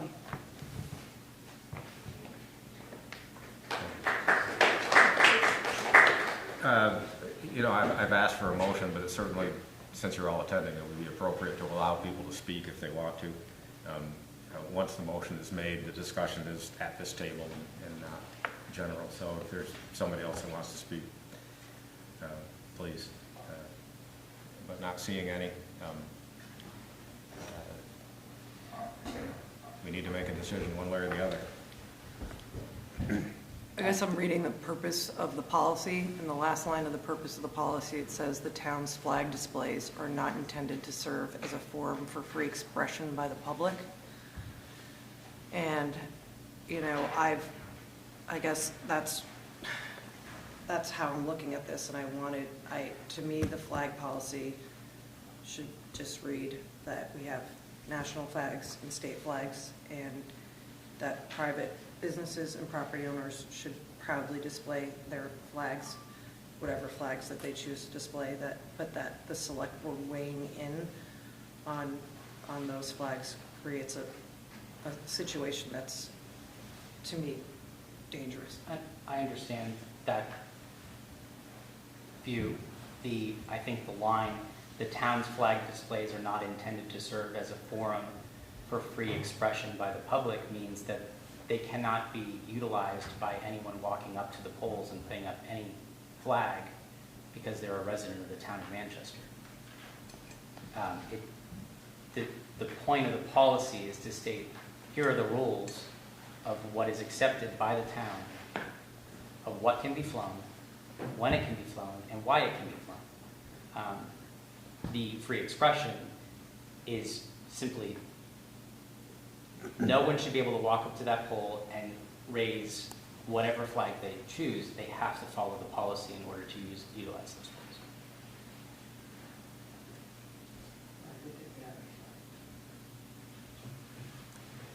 And I think that follows the court's decision on the Shurtleff case, that if the municipality has a policy in place, or a city or a state or whatever has a policy in place, and they're consistent in the way that they follow that policy, that they can determine the expression of that flag represents the position of the municipality. And the decision, and if you follow that method, that you don't open yourself up to having it be a message board where anything flies. And some cities have made the choice that they do have one flagpole, which is a message board. And you can fly, if you can get on the list, you can fly any flag you want on that. And that would, in fact, be the free expression. Yeah, yeah. So I think it'll be tested, perhaps, maybe not. But I think the intent, and I don't think this was written in a vacuum. I think there were other flag policies considered in the drafting of this policy. Including others from the state of Vermont, too. And, just in general, before we get to a motion, I just want to say that, I hope that the community, well, we can't predict what will come before us, but I hope that this will build on a level of respect and inclusivity, not just of the LGBTQ community, but other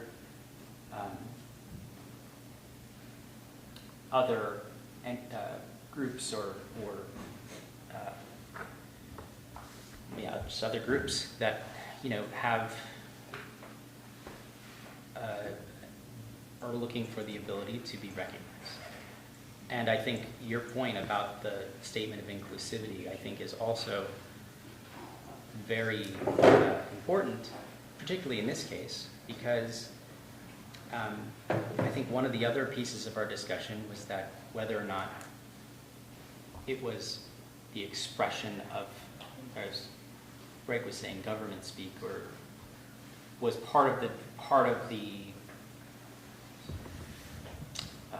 fabric or beliefs of the town, right? But not doing this doesn't negate that. I feel like those two, I don't, this isn't an extension of that or not an extension of that negates any of that. This is making a decision to use a municipal flagpole to take a stand and to make a statement, where in the past we haven't. No, we have. We put up the Ukraine flag freely. We actually took down the Vermont flag to put up the Ukrainian flag. Well, yeah, I mean, I don't. And we were all there. Agree with that. Yeah. Okay? We put up the Irish flag multiple times via proclamation. I would argue that those are countries that encompass everybody within those countries and not particular group. But in the same stance where we took a stand, we put that flag up and made a decision that we were going to support Ukrainian people, for instance, rather than the Russians, right? But that might have not worked for some people. I mean, I guess that's where it gets very slippery to me, is that, you know, we become the judge and jury on what we think is appropriate and. But we've stated hatred, racism, violence. So if someone came here and said, and applied to put, I mean, because this came up last year, if someone came here and said, I want to fly the Nazi flag on this property, the Nazi flag is a symbol of hatred and violence. Okay. And without a doubt, we would say no, and as Ivan said, we will move on.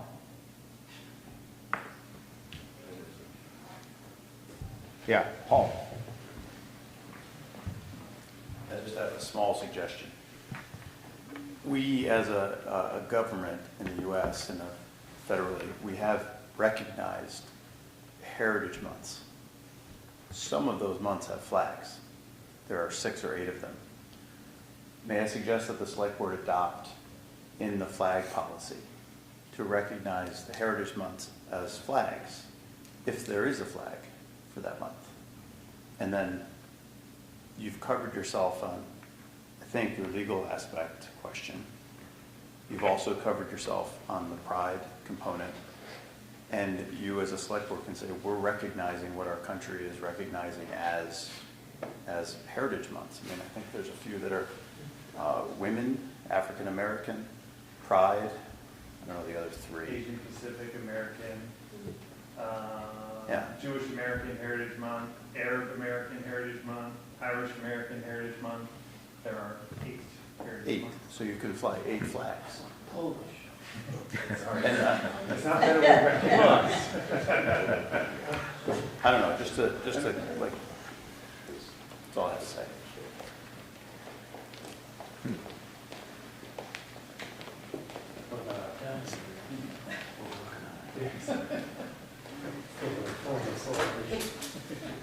So,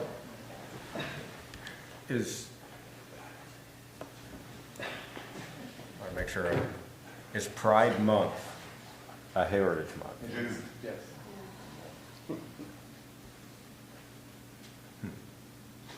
And to clarify, these are months that are all recognized by Congress, were voted in as Heritage Month by our Congress in Washington, D.C. Not what's going on with the current administration. Yeah, I was about to say, I think the current administration. But Congress has already passed it. I think African American heritage was stricken from the.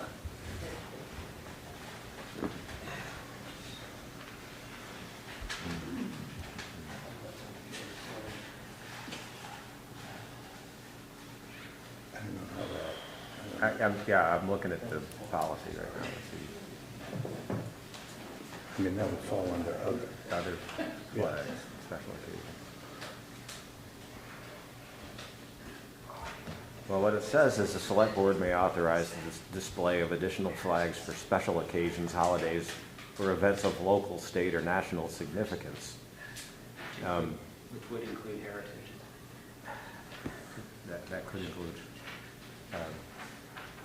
congressionally approved heritage months.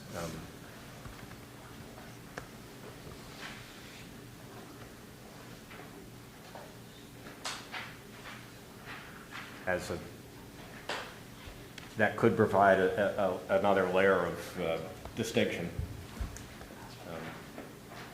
if we find ourselves in that position.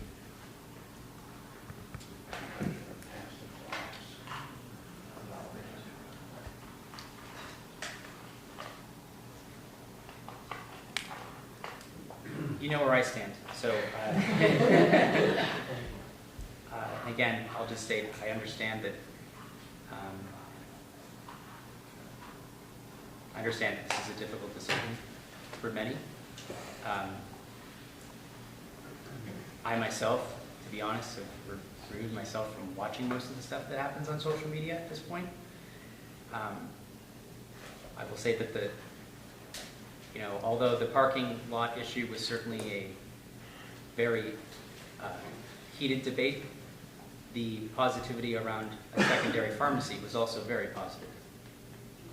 Nearly 300 comments. And I say that because that was not necessarily a negative, that was a positive, right? So it can go in both directions. Will there be a potential for something to come up? Sure. There's a potential in anything that we do. And I think to answer Greg's comment from earlier, that this was the expectation that we were automatically going to approve the pride flag. No, but I absolutely think that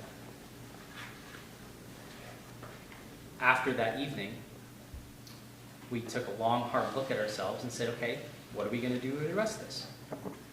And we wrote a policy, and we approved it, and we amended it this evening. And if given the situation that something were to come up where we feel that we missed something, and I think that there's,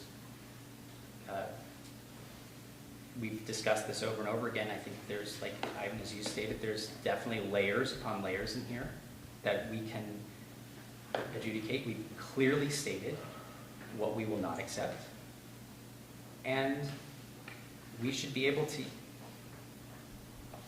freely sit here on this board with an application that does not meet guidelines, just like we do a permit, just like we do anything, and say, I'm sorry, that does not fit the guidelines, and walk on. And I know you're smirking, Heidi, but I haven't smirked the no, entire night. Maybe I'm tired and my kids are getting to me, but I thought there was a comment. But I just want to say that I think that we have to. I mean, what's the sense in creating a policy if we're not going to enforce it? We voted for this, and if we supported this, policy a year ago, and Lori, you weren't here, so I can't point at you. If we supported this policy and we voted and approved this, I believe unanimously, a year ago, did we not read it? No, wait, no. What the policy states that the select board can approve or disapprove of a flag. So again, your rhetoric sounds to me like this is an automatic. No. Okay, well then, no, you don't need to make the case for the pride flag. No, I'm not making the case for the pride flag. Everybody understands the importance of the pride flag. I will tell you this. I'm not going to vote yes because I'm not going to open up. It's my responsibility to preserve and protect the town of Manchester from any kind of negative consequence that's going to tear at the fabric of this town. And I will proudly fly our pride flag at home, which I do, along with 4 others. So I'm hearing that because we did this, that the pride flag's gonna fly. I'm at the point now where it doesn't matter if it's not the American flag or the Vermont flag or government speech flags, we're not flying it. So you're never gonna have a vote from me for the pride flag or for any other group, because I think that puts Manchester at a risk, okay? And I don't know how to say it any more clearly, how much of an advocate I am. Okay? And I appreciate that. And Greg, I want to be very clear though. In our last meeting, we don't have to be any more clear. No, I understand. No. Because my mind isn't going to be changed. Okay, and I'm not asking you to change your mind right now. What I'm stating is that in the last meeting, when we all sat here. I understand that, but that also wasn't that didn't just automatically mean we were going to approve the pride flag. I'm not saying it does. Yeah, but what you're stating is that if we approve the policy, regardless of whether or not the pride request had come in, okay, we adopted a policy as a board that does not state specifically that we're only flying the American flag and. No, we didn't. We allowed for. Right. We allowed for this to come up, and we allowed to either approve it or not. Right. But I'm not, I think, for some reason, what I'm hearing is, well, because we did this, the flag is gonna fly. I'm not stating that. And I understand your advocacy, but I've said what I want to say. Okay, but the last meeting, it was unclear, it was, the comments were coming towards me that it was because of me that we couldn't fly the location flags at the And rec that was center. erroneous, so, okay, so that's. Right, the end and I of that. understand that, but if Heidi's comment is that the understanding with this policy was that we were only going to fly the American flag and the state flag, that is not what this policy that we approved as a select board actually states. But we're here, I mean, you're always allowed to revise something if we feel like a revision is. I'm speaking specifically to the request. Okay, but I think the policy. The policy is in place as amended. Okay. And I need to say that because when it gets written about or adjudicated in social media, I don't want people, taking my position the wrong way. Because I fly the pride flag at our house, and I agree with Heidi. And this board ought to encourage people to do that. But I really think that, I've said what I want to say.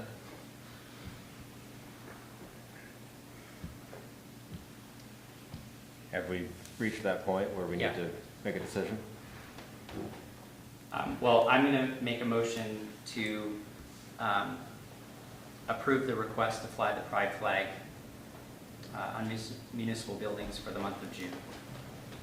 Flagpoles. Sorry, the municipal flagpoles as specified in the policy. Yeah, and I think that clarification is important because the application came in before we amended the policy, so it came in under the former language that we changed just a few minutes ago. But I think this makes sense and is clear, and it can be a part of the motion, which it just was. Is there a second to that motion? I don't think we can let that motion die, so I'm going to second it,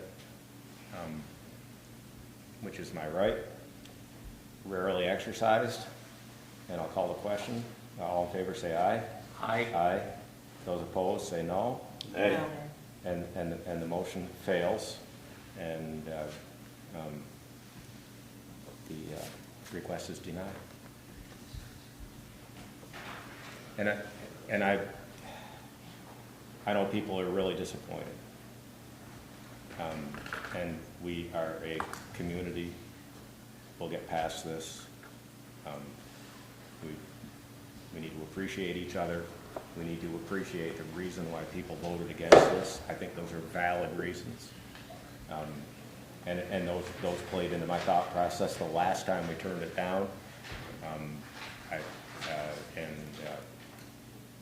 There's still valid reasons today. But, Thank you, Ivan. no, thank everybody. This is how democracy works. Sometimes you're not on the winning end. Question? I do have a question. So if a certain person puts in a request, it is denied, but say another person puts in a request for the same event, how does that get handled? That's Is a it really good. the request is denied or the flag is denied? That becomes a legal question. I really don't know. I don't know the answer to We that. need to talk about rewriting the policy. Yeah. I mean, that's what we're saying. Yeah. I suspect, given the decision that the board made this evening, that there is no appetite for flying flags for special events or occasions or heritages. And so that needs to be made more clear in the policy. I'm not sure what that language would be at this point. But my suspicion is that any request that comes in will face the same final end.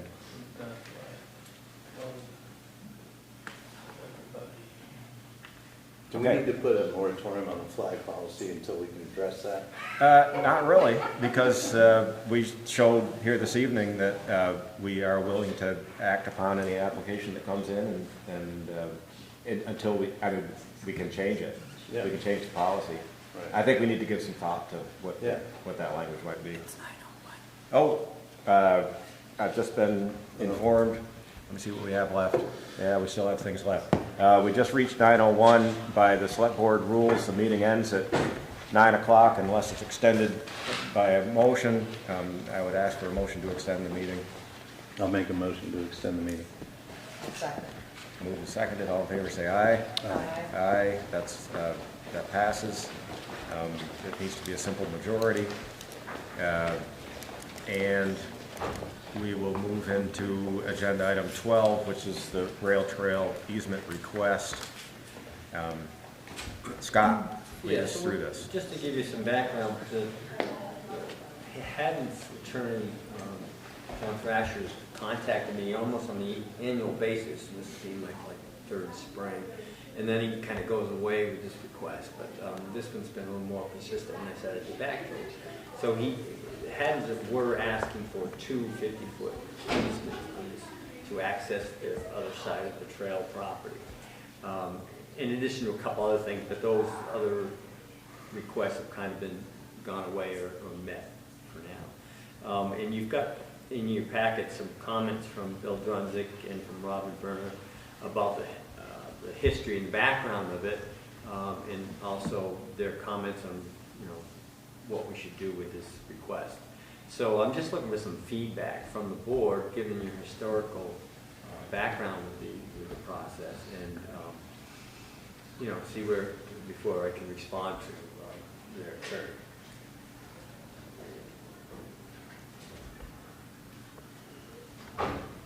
I mean, I don't want to speak out of turn, but from my recollection, there were quite a few people that were asking for various things when the town was in the process of considering the purchase of it.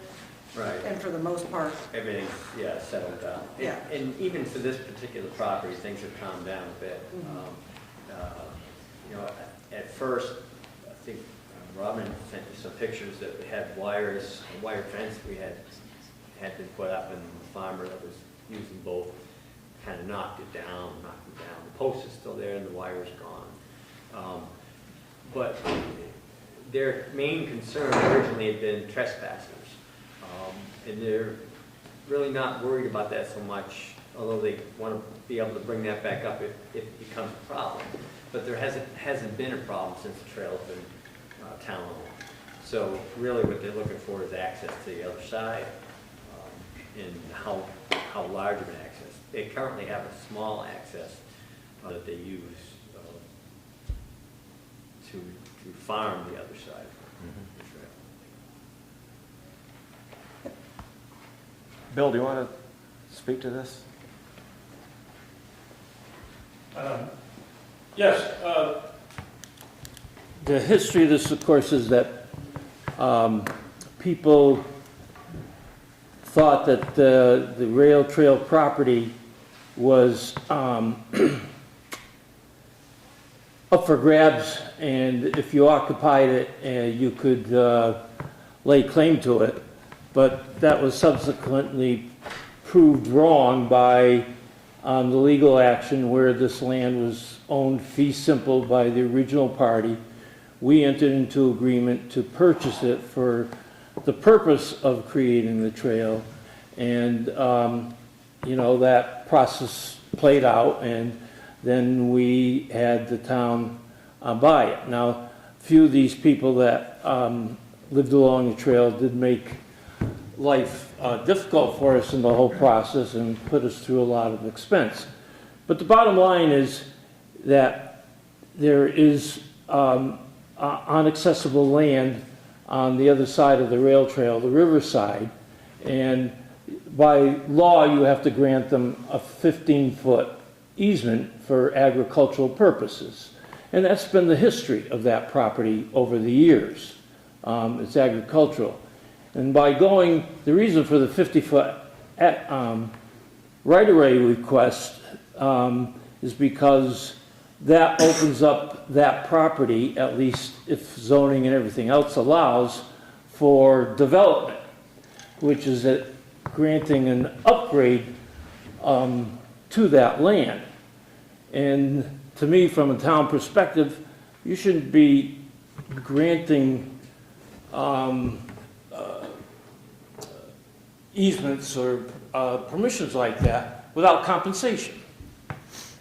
When you're granting something that you don't have to grant by law, and you're not denying access to the property for the legitimate purpose, why do that without at least the proper compensation for increasing the value of a property owner's land? I think that's a larger policy issue that you have to frame any decision, whether it's this property or somebody else's property. Trying to bring it up on my hunt stand so I can look at that section.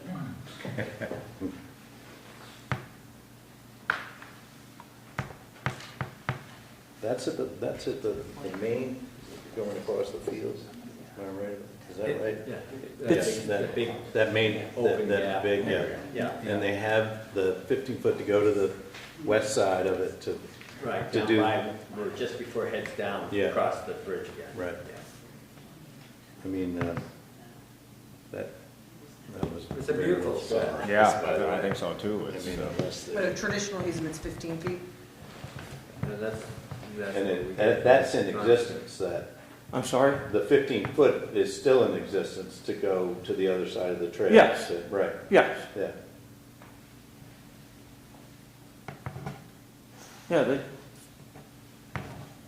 Yeah, they hate the opposite side. Now, Right. we put on a compromise that could be looked at is we move the trail over towards the river in the woods, and give them that right-of-way that is presently owned in exchange for a right-of-way right along the riverbank. To me, that could be a win-win for everybody, but I think we even offered that when we were going through the court process. They didn't seem Yeah, interested. because I think that stretch is one of the more remarkable vistas as you come It out is. of the woods. It And is. I personally would think that would be doing harm to what is Okay. very special Yep. about the rail trail, Oh, we like the way it is. personally. Robin, But- did you- I would, no, go ahead. When you're done. I'm done. Okay. Sorry. Robin Werner, my comments are not generated by AI. I guess one thing to keep, two 50-foot openings is 100 feet. The whole field is 800 feet. Two 50-foot easements would be 12% of the trail. It just seems ridiculous. I mean, they're entitled to an easement, and they should have one, and there's no problem with that, but two seems high, and 50 feet each seems high. I would say that if anything were to change, the one place that we absolutely do not want to see an easement is down by the picnic table. That area has a commemorative bench there. It's a place where people go and sit and relax. So, if the easement were to be moved or something like that, I would just like to mention that should not be someplace where it should go. And I think that's most of what I have to say.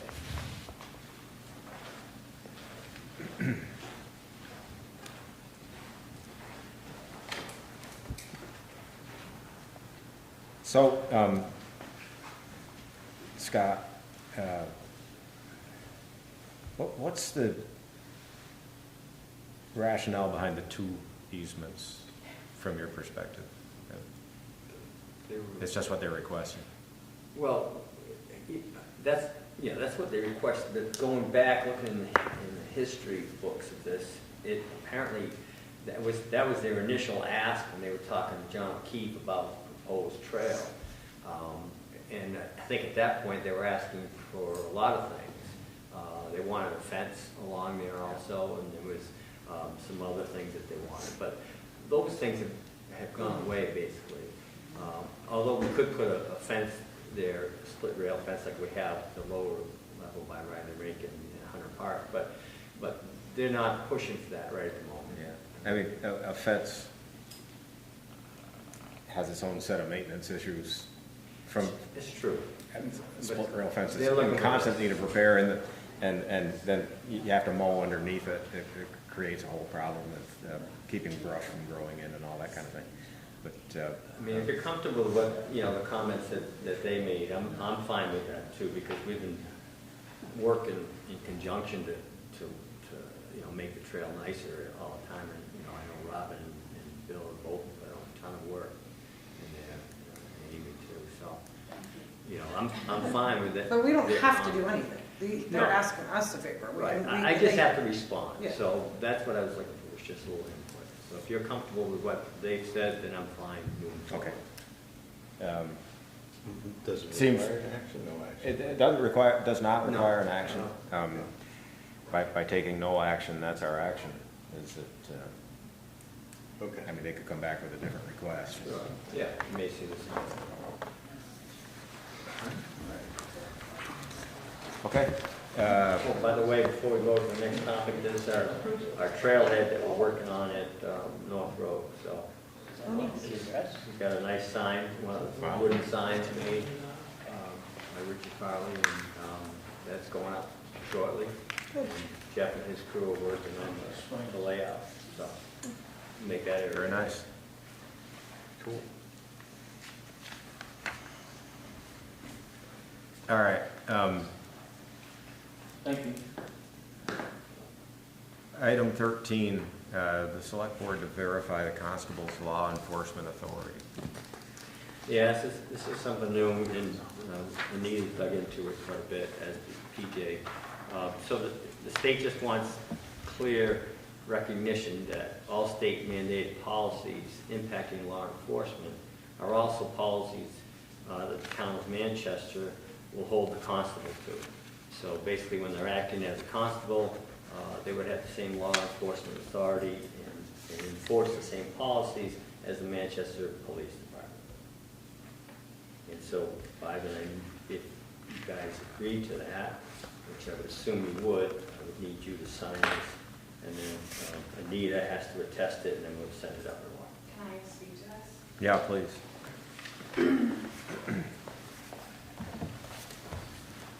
So this is pretty much a legality. Chief Owens was contacted. I worked closely with the police academy to figure out what we needed to do. This is just reiterating that Chief Owens does not have to spend his time doing the same exact reporting as police chief and as constable.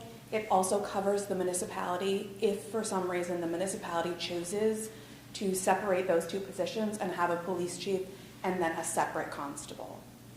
That's all it's doing. It's a simple legality that was actually caught in an audit that the state had done, and it seems so we've never done this. Yeah, I don't So we're remember coming into ever. compliance. It's a really simple form. We just need the signature and moving forward to make sure Chief Owens is in compliance. And this is an annual event? This letter is actually going to be recorded in the town records, and we won't have to take action on this again. And then Chief Owens always does his reporting anyways. He was just not doing the constable reporting because obviously a chief of police has higher authority than a constable, so he would never use his constable position. He'd use chief of police. I also asked Chris Brickell if we could go ahead and possibly vote to eliminate that position. And he said yes, however, there are many unintended consequences. It's 9:15, I'm happy to share those with you, but I'm assuming you're not interested in those at this moment. Yeah, we'll have that discussion at another time. Right? Yeah, it's a simple signature, just formality to make sure that the municipality is in compliance. So if there are any questions whether or not Chief Owens was acting as constable or chief of police, they're held to the same standards. All right, so procedure requires an action by the board. I sign it. That's right. Anita verifies my signature. That's correct. Did you need a motion? Yes. Yeah. And this other page. So I actually had to study level 2 and 3. And then I was wondering, well, just how much would it pay? And well, I mean, there are towns where the constable is the only police that they have. Yeah, right. Peru being one. If you want to go next door. But I just wanted to. Okay, that's ready for your attest. And we'll keep this moving. Town manager updates. I've got a couple and a couple more. The cemetery app is now live on the website. I recommend that you all take a look at it. It's under the community section. It's really pretty neat. I played around with it a bit today. I haven't played with the app, but in my discussions with Elias and Doug Kilburn, it sounds like it's a really good feature. It's very cool, and it'll get filled in more as time goes on, and we know more of the people that are in the graves. But for now, you can type in your loved one's name, and it'll show you where the grave is. If you're not familiar with the grave, or you can take your pointer and point right on a particular grave, and it'll tell you who's there and when they were buried there. So, excellent. Bournebrook Hazard Mitigation Project, we've had several meetings with the state and FEMA people lately. We were traipsing around in the woods over at the mattress factory this week.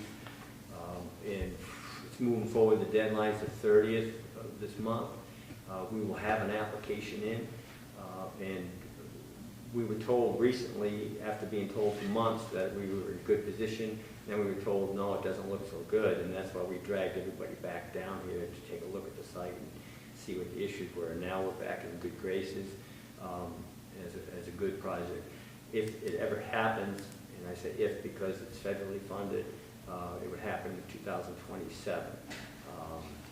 But you know, Jeff Wilkinson, the mattress factory owner, is very much on board with it. He's allowing us easements, closed easements, and for the work. And basically, like you heard before, we take down 4 feet of the floodplain and allow flooding water to use it as a fan and flow out, slow down, deposit there instead of down by the bridge.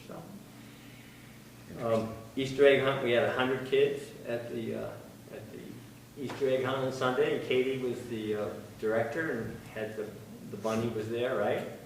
Carl the bunny was there, yeah. Carl the bunny. 100 happy kids. Kids loved them. That was great. And finally, we had the bids for the airport road project. They were due today, if you remember. We received 3 bids, and I'll bring them to you at the next select board meeting for your review. Hey, Katie, can you do an update on the smoke installation situation? Yes, so we have 23 installation requests. One of them is for multiple units, I believe, of an apartment building, so maybe 26 or 27 smoke detectors. We have 5 volunteers set up, and every individual I've talked to, I've said that in the days before our planned installation of the 26th, we're going to try to reach out to them, give them more of a narrow time window that to expect us as we kind of map out how we're going to install them. Yeah. Thank you. I just want to add, Katie did a great job at the Easter egg hunt. There were 2,000 eggs, I think, laid that day, literally. And The volunteers were hugely helpful. We had precision walkers and a couple of volunteers to help, so it took about 2 hours. When my grandkids were younger, the Easter Bunny used to hide 300 eggs at my farm, and it was a big task filling the eggs, and then because I witnessed the Easter Bunny doing that. So yeah, Brian filled them over several weeks. This particular Easter bunny procrastinates, so it got done the night before.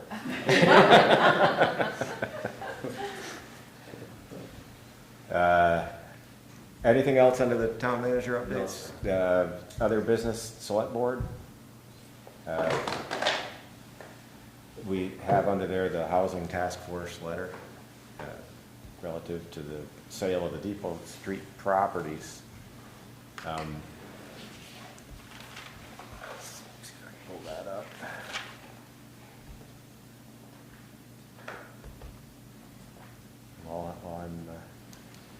While we're playing the Jeopardy music, there it is. Oh, sorry. I gotta get on that. There we go. I had Mike and Laurie put together a little summary of where we're at. Okay. On the Depot Street net after some costs, so you can take that with you for today. Thank you.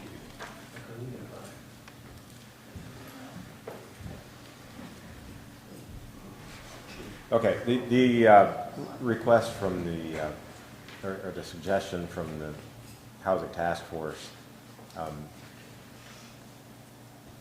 recommending that we transfer a minimum of 50% of the net proceeds from the sale of the land toward housing initiatives. And I think we need to prioritize how this money should be handled. I know we talked a lot about bolstering our capital funds and some of the other funds that are tax relief fund that have been depleted by quite a bit. And I think we're all in agreement that a portion of this should be utilized toward housing initiatives, but I don't know what that means. Because the town has certain things that it can supply to make housing projects, to help housing projects happen. But a lot of that's spread over 3 different entities that are separate from each other. I mean, people talk about water and sewer. Those are separate entities, enterprise funds, that don't really have a social component to them. They provide a physical, tangible service to the people that subscribe to that service, whether it be water or sewer. And the people that subscribe to that service pay for all the expenses of providing that to that extended community. There's not a social aspect to it. And we get requests all the time for, when I say we, the water board particularly, but sometimes the sewer board, to allow something to happen for the good of the community. And that's not what the water and sewer departments do. We do that, the select board.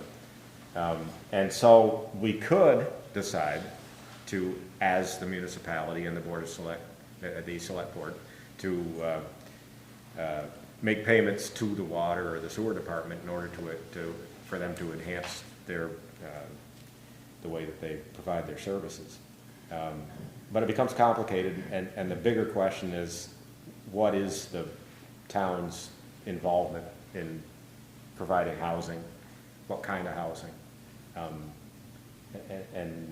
So I think it's premature for us to say that we're going to allocate 50% of this. This is just for myself, because I think we have other needs that have been clearly identified that for which we are responsible, and as with a fiduciary responsibility, we need to be able to make sure that we're on firm financial footing. So my first thoughts are to make sure that our capital accounts and our tax relief fund are in good standing, and then we can trickle it down from there, and clearly understanding that a portion of this will go to try to enhance housing initiatives.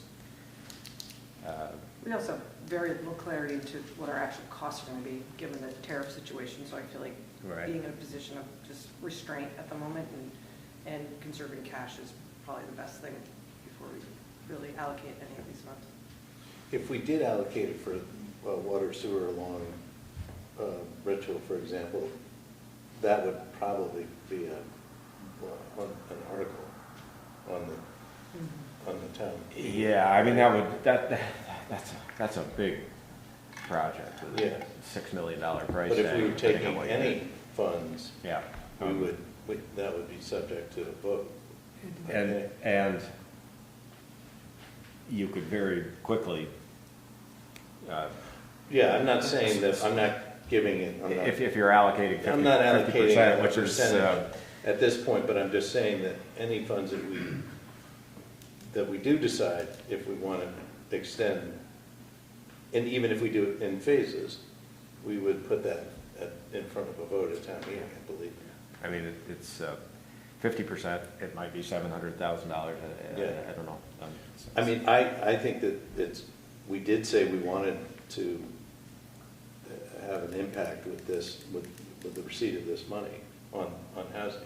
So. But I don't know what that means, and I think, I agree, it's premature. And I think, and I agree with you, that should be a determination that's made by town meeting. And so all the money gets transferred into CERC anyways, because that's the right place for it to land until we decide how to allocate it out. The difficulty in putting it in CERC is any transfer out of CERC has to be approved by town meeting. So we've just tied our hands as far as transferring funds out of CERC in order to reinforce our other accounts, like the taxpayer relief fund or whatever it's called, and some of those others. So we talked about creating or either figure and. It's already in CERC? Yes. Woof, that was bad.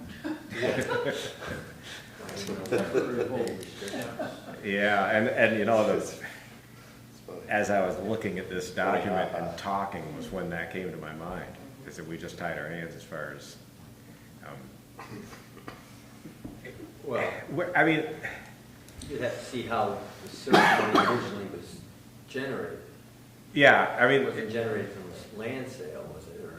It was generated as it was the UDAG fund. And we called it the UDAG fund, and it was because it was a loan from the federal government to the principals at the Equinox Hotel to do an urban renewal of that property, and the payback was to the municipality. And they didn't want to pay the municipality. They said nobody ever asked for this money, and we said, well, it was supposed to be $3.6 million.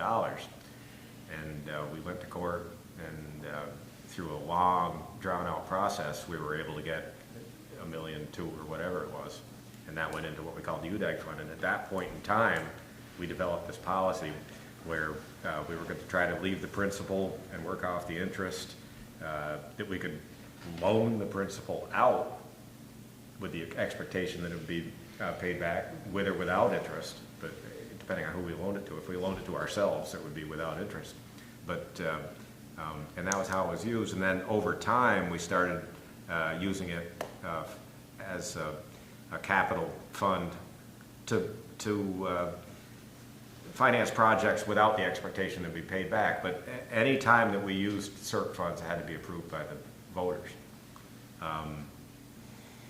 Did that that was the UDAG fund, did that requirement transfer to the CERC fund? I believe that it did, but I don't know for sure.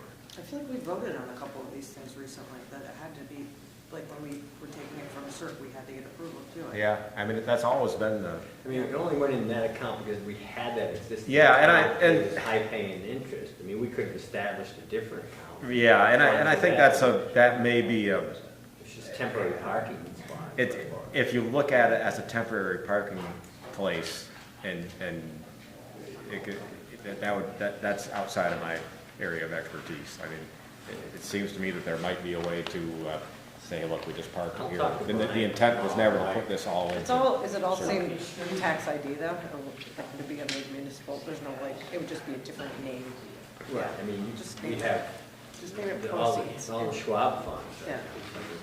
And I also wonder, like, with the investment policy, say for CERC, you have to have, I think you need to figure out what you're doing with the money before you think it's invested the way that, however the CERC fund's invested. Or you can shrink it.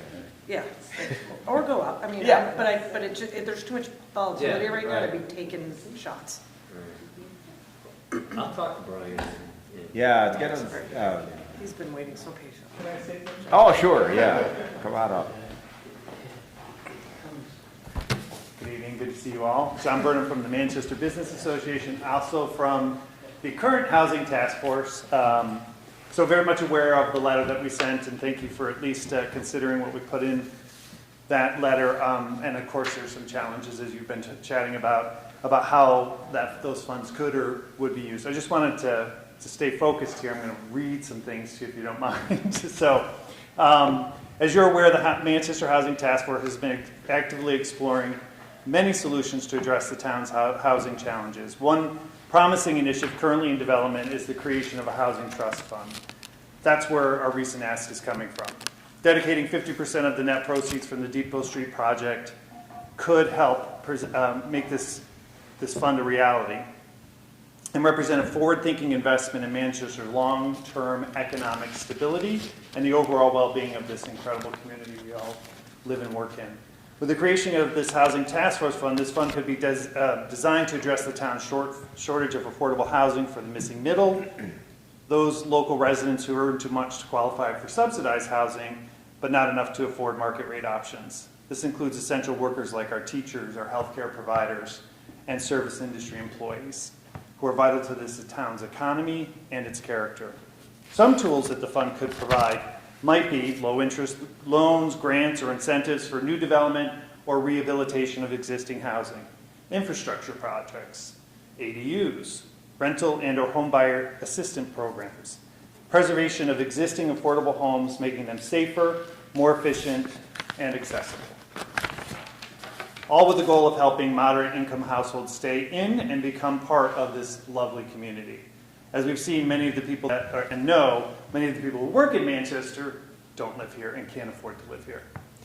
Employers would also be encouraged to partner in this workforce housing initiative and the Housing Trust Fund, helping businesses retain staff by reducing housing-related challenges. These investments not only address a pressing social issue, but also help stabilize the local housing market, making Manchester a more attractive place to live and work for residents across all income levels. A core strength of the fund is its sustainability. It should be structured as a revolving resource, designed to grow over time through repayments and reinvestments, to continually support housing needs well into the future. Projects funded through the trust would include affordability covenants to preserve long-term access and would be encouraged to meet energy-efficient standards. This ensures that housing solutions is not only accessible and affordable, but also environmentally and financially sustainable. Most importantly, the Housing Trust Fund will be managed with a strong commitment to transparency and public accountability. Oversight could be provided by a dedicated staff member and an advisory committee responsible for reviewing applications, evaluating project proposals, and ensuring each initiative aligns with Manchester's strategic goals and housing priorities. This committee would present its findings, of course, and recommendations to the select board, since it is town money, to see if they could get final approval for the projects that are in front of them. And of course, community input is extremely important. By investing in this fund, the select board has a unique opportunity to take a proactive, community-focused approach to one of the town's most urgent challenges and ensure a thriving future for Manchester's workforce and for its families. Manchester is not alone in facing a housing crisis. We all know that. It's happening across Vermont. It's happening across our nation. To address it effectively, we plan to model our Housing Trust Fund on successful, established programs already operating in communities throughout our state. Communities such as Woodstock, who has a Housing Trust Fund, the Champlain Housing Trust Fund, the Housing Trust Fund of Rutland County, Winooski, Burlington, and Montpelier. Additionally, currently Stowe is working on coming up with their own housing fund. These models will help provide valuable framework that we can adapt to fit Manchester's unique needs. And as you know, in the letter, we're going to be working on what that looks like. And again, we're not going to see this money in any time in the next month or two anyway, but we'd love to present our ideas and such to you as a select board to see if we can get this housing trust fund off the ground. And we got a great committee working on all this. The difficulty that I see in the municipality participating in this kind of way in providing housing is there are people in this community that are living on the edge. They invested everything they have in their future in being able to buy a home, pay the mortgage, pay the taxes, feed their family, and they're struggling to get by.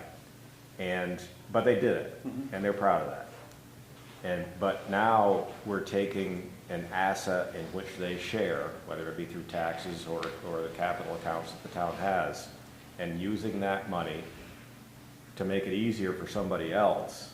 And I can see people saying, whoa, wait a minute, nobody did that for me. And we made it happen. I don't see why you're taking my asset away from me so that somebody else can have an easier time. And that's the biggest problem that I see with it. It's not that I'm opposed to participating in the process. It's how do I justify this and rationalize it to someone who has that very argument. And I haven't been able to reconcile that in my mind yet. Okay.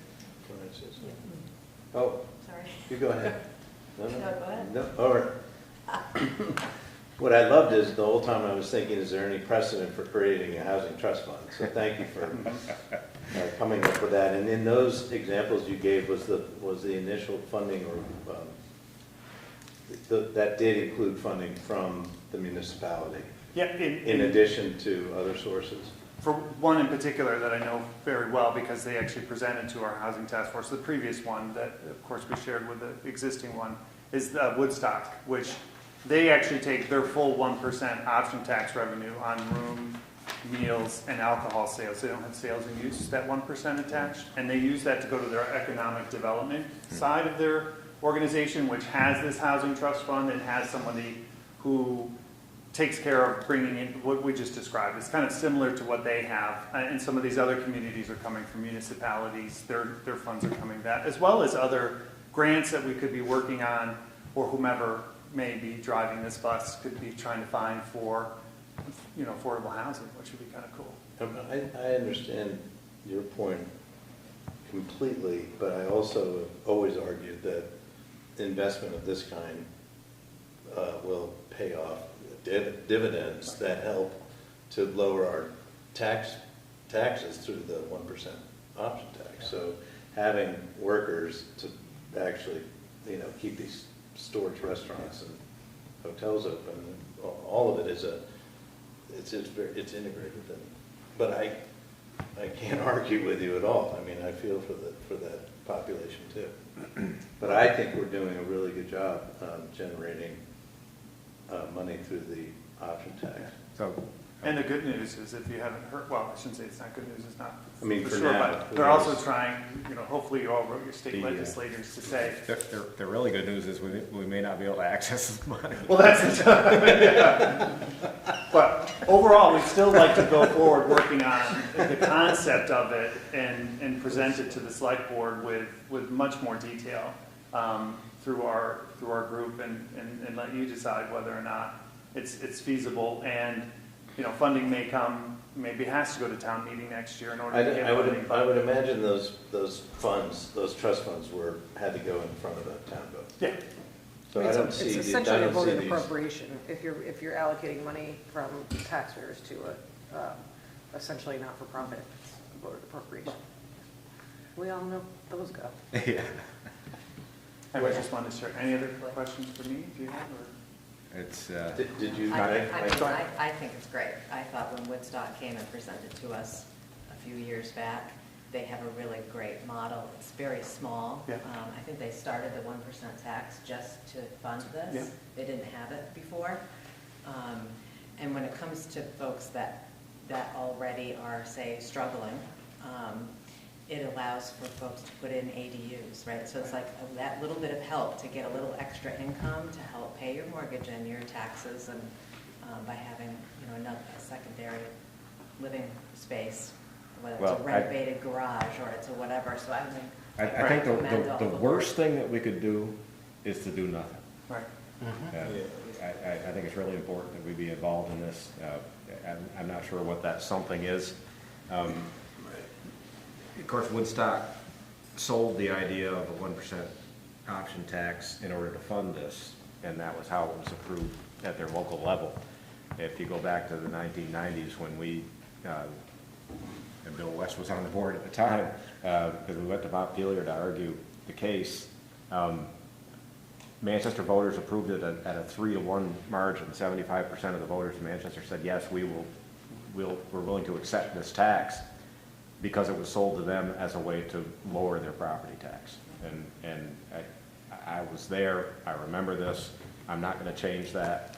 You know, this is why we did this, that's what those, what that property tax relief fund is for.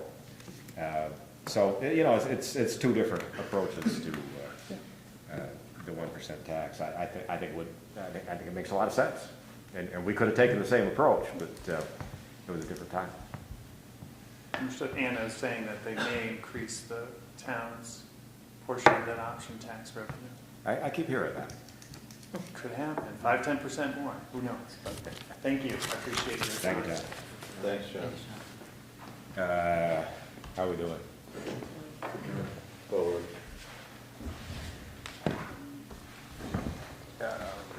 Other business, that was it. I don't believe we need an executive session for anything. I think we're there. I'd like to make a motion to adjourn. Second. All in favor, say aye. We are adjourned. Our next meeting is May. Next Tuesday. Oh, We have that's a right. Special meeting, 7 o'clock here for the town report, the town Plan. plan. Yep. Getting ready. Okay.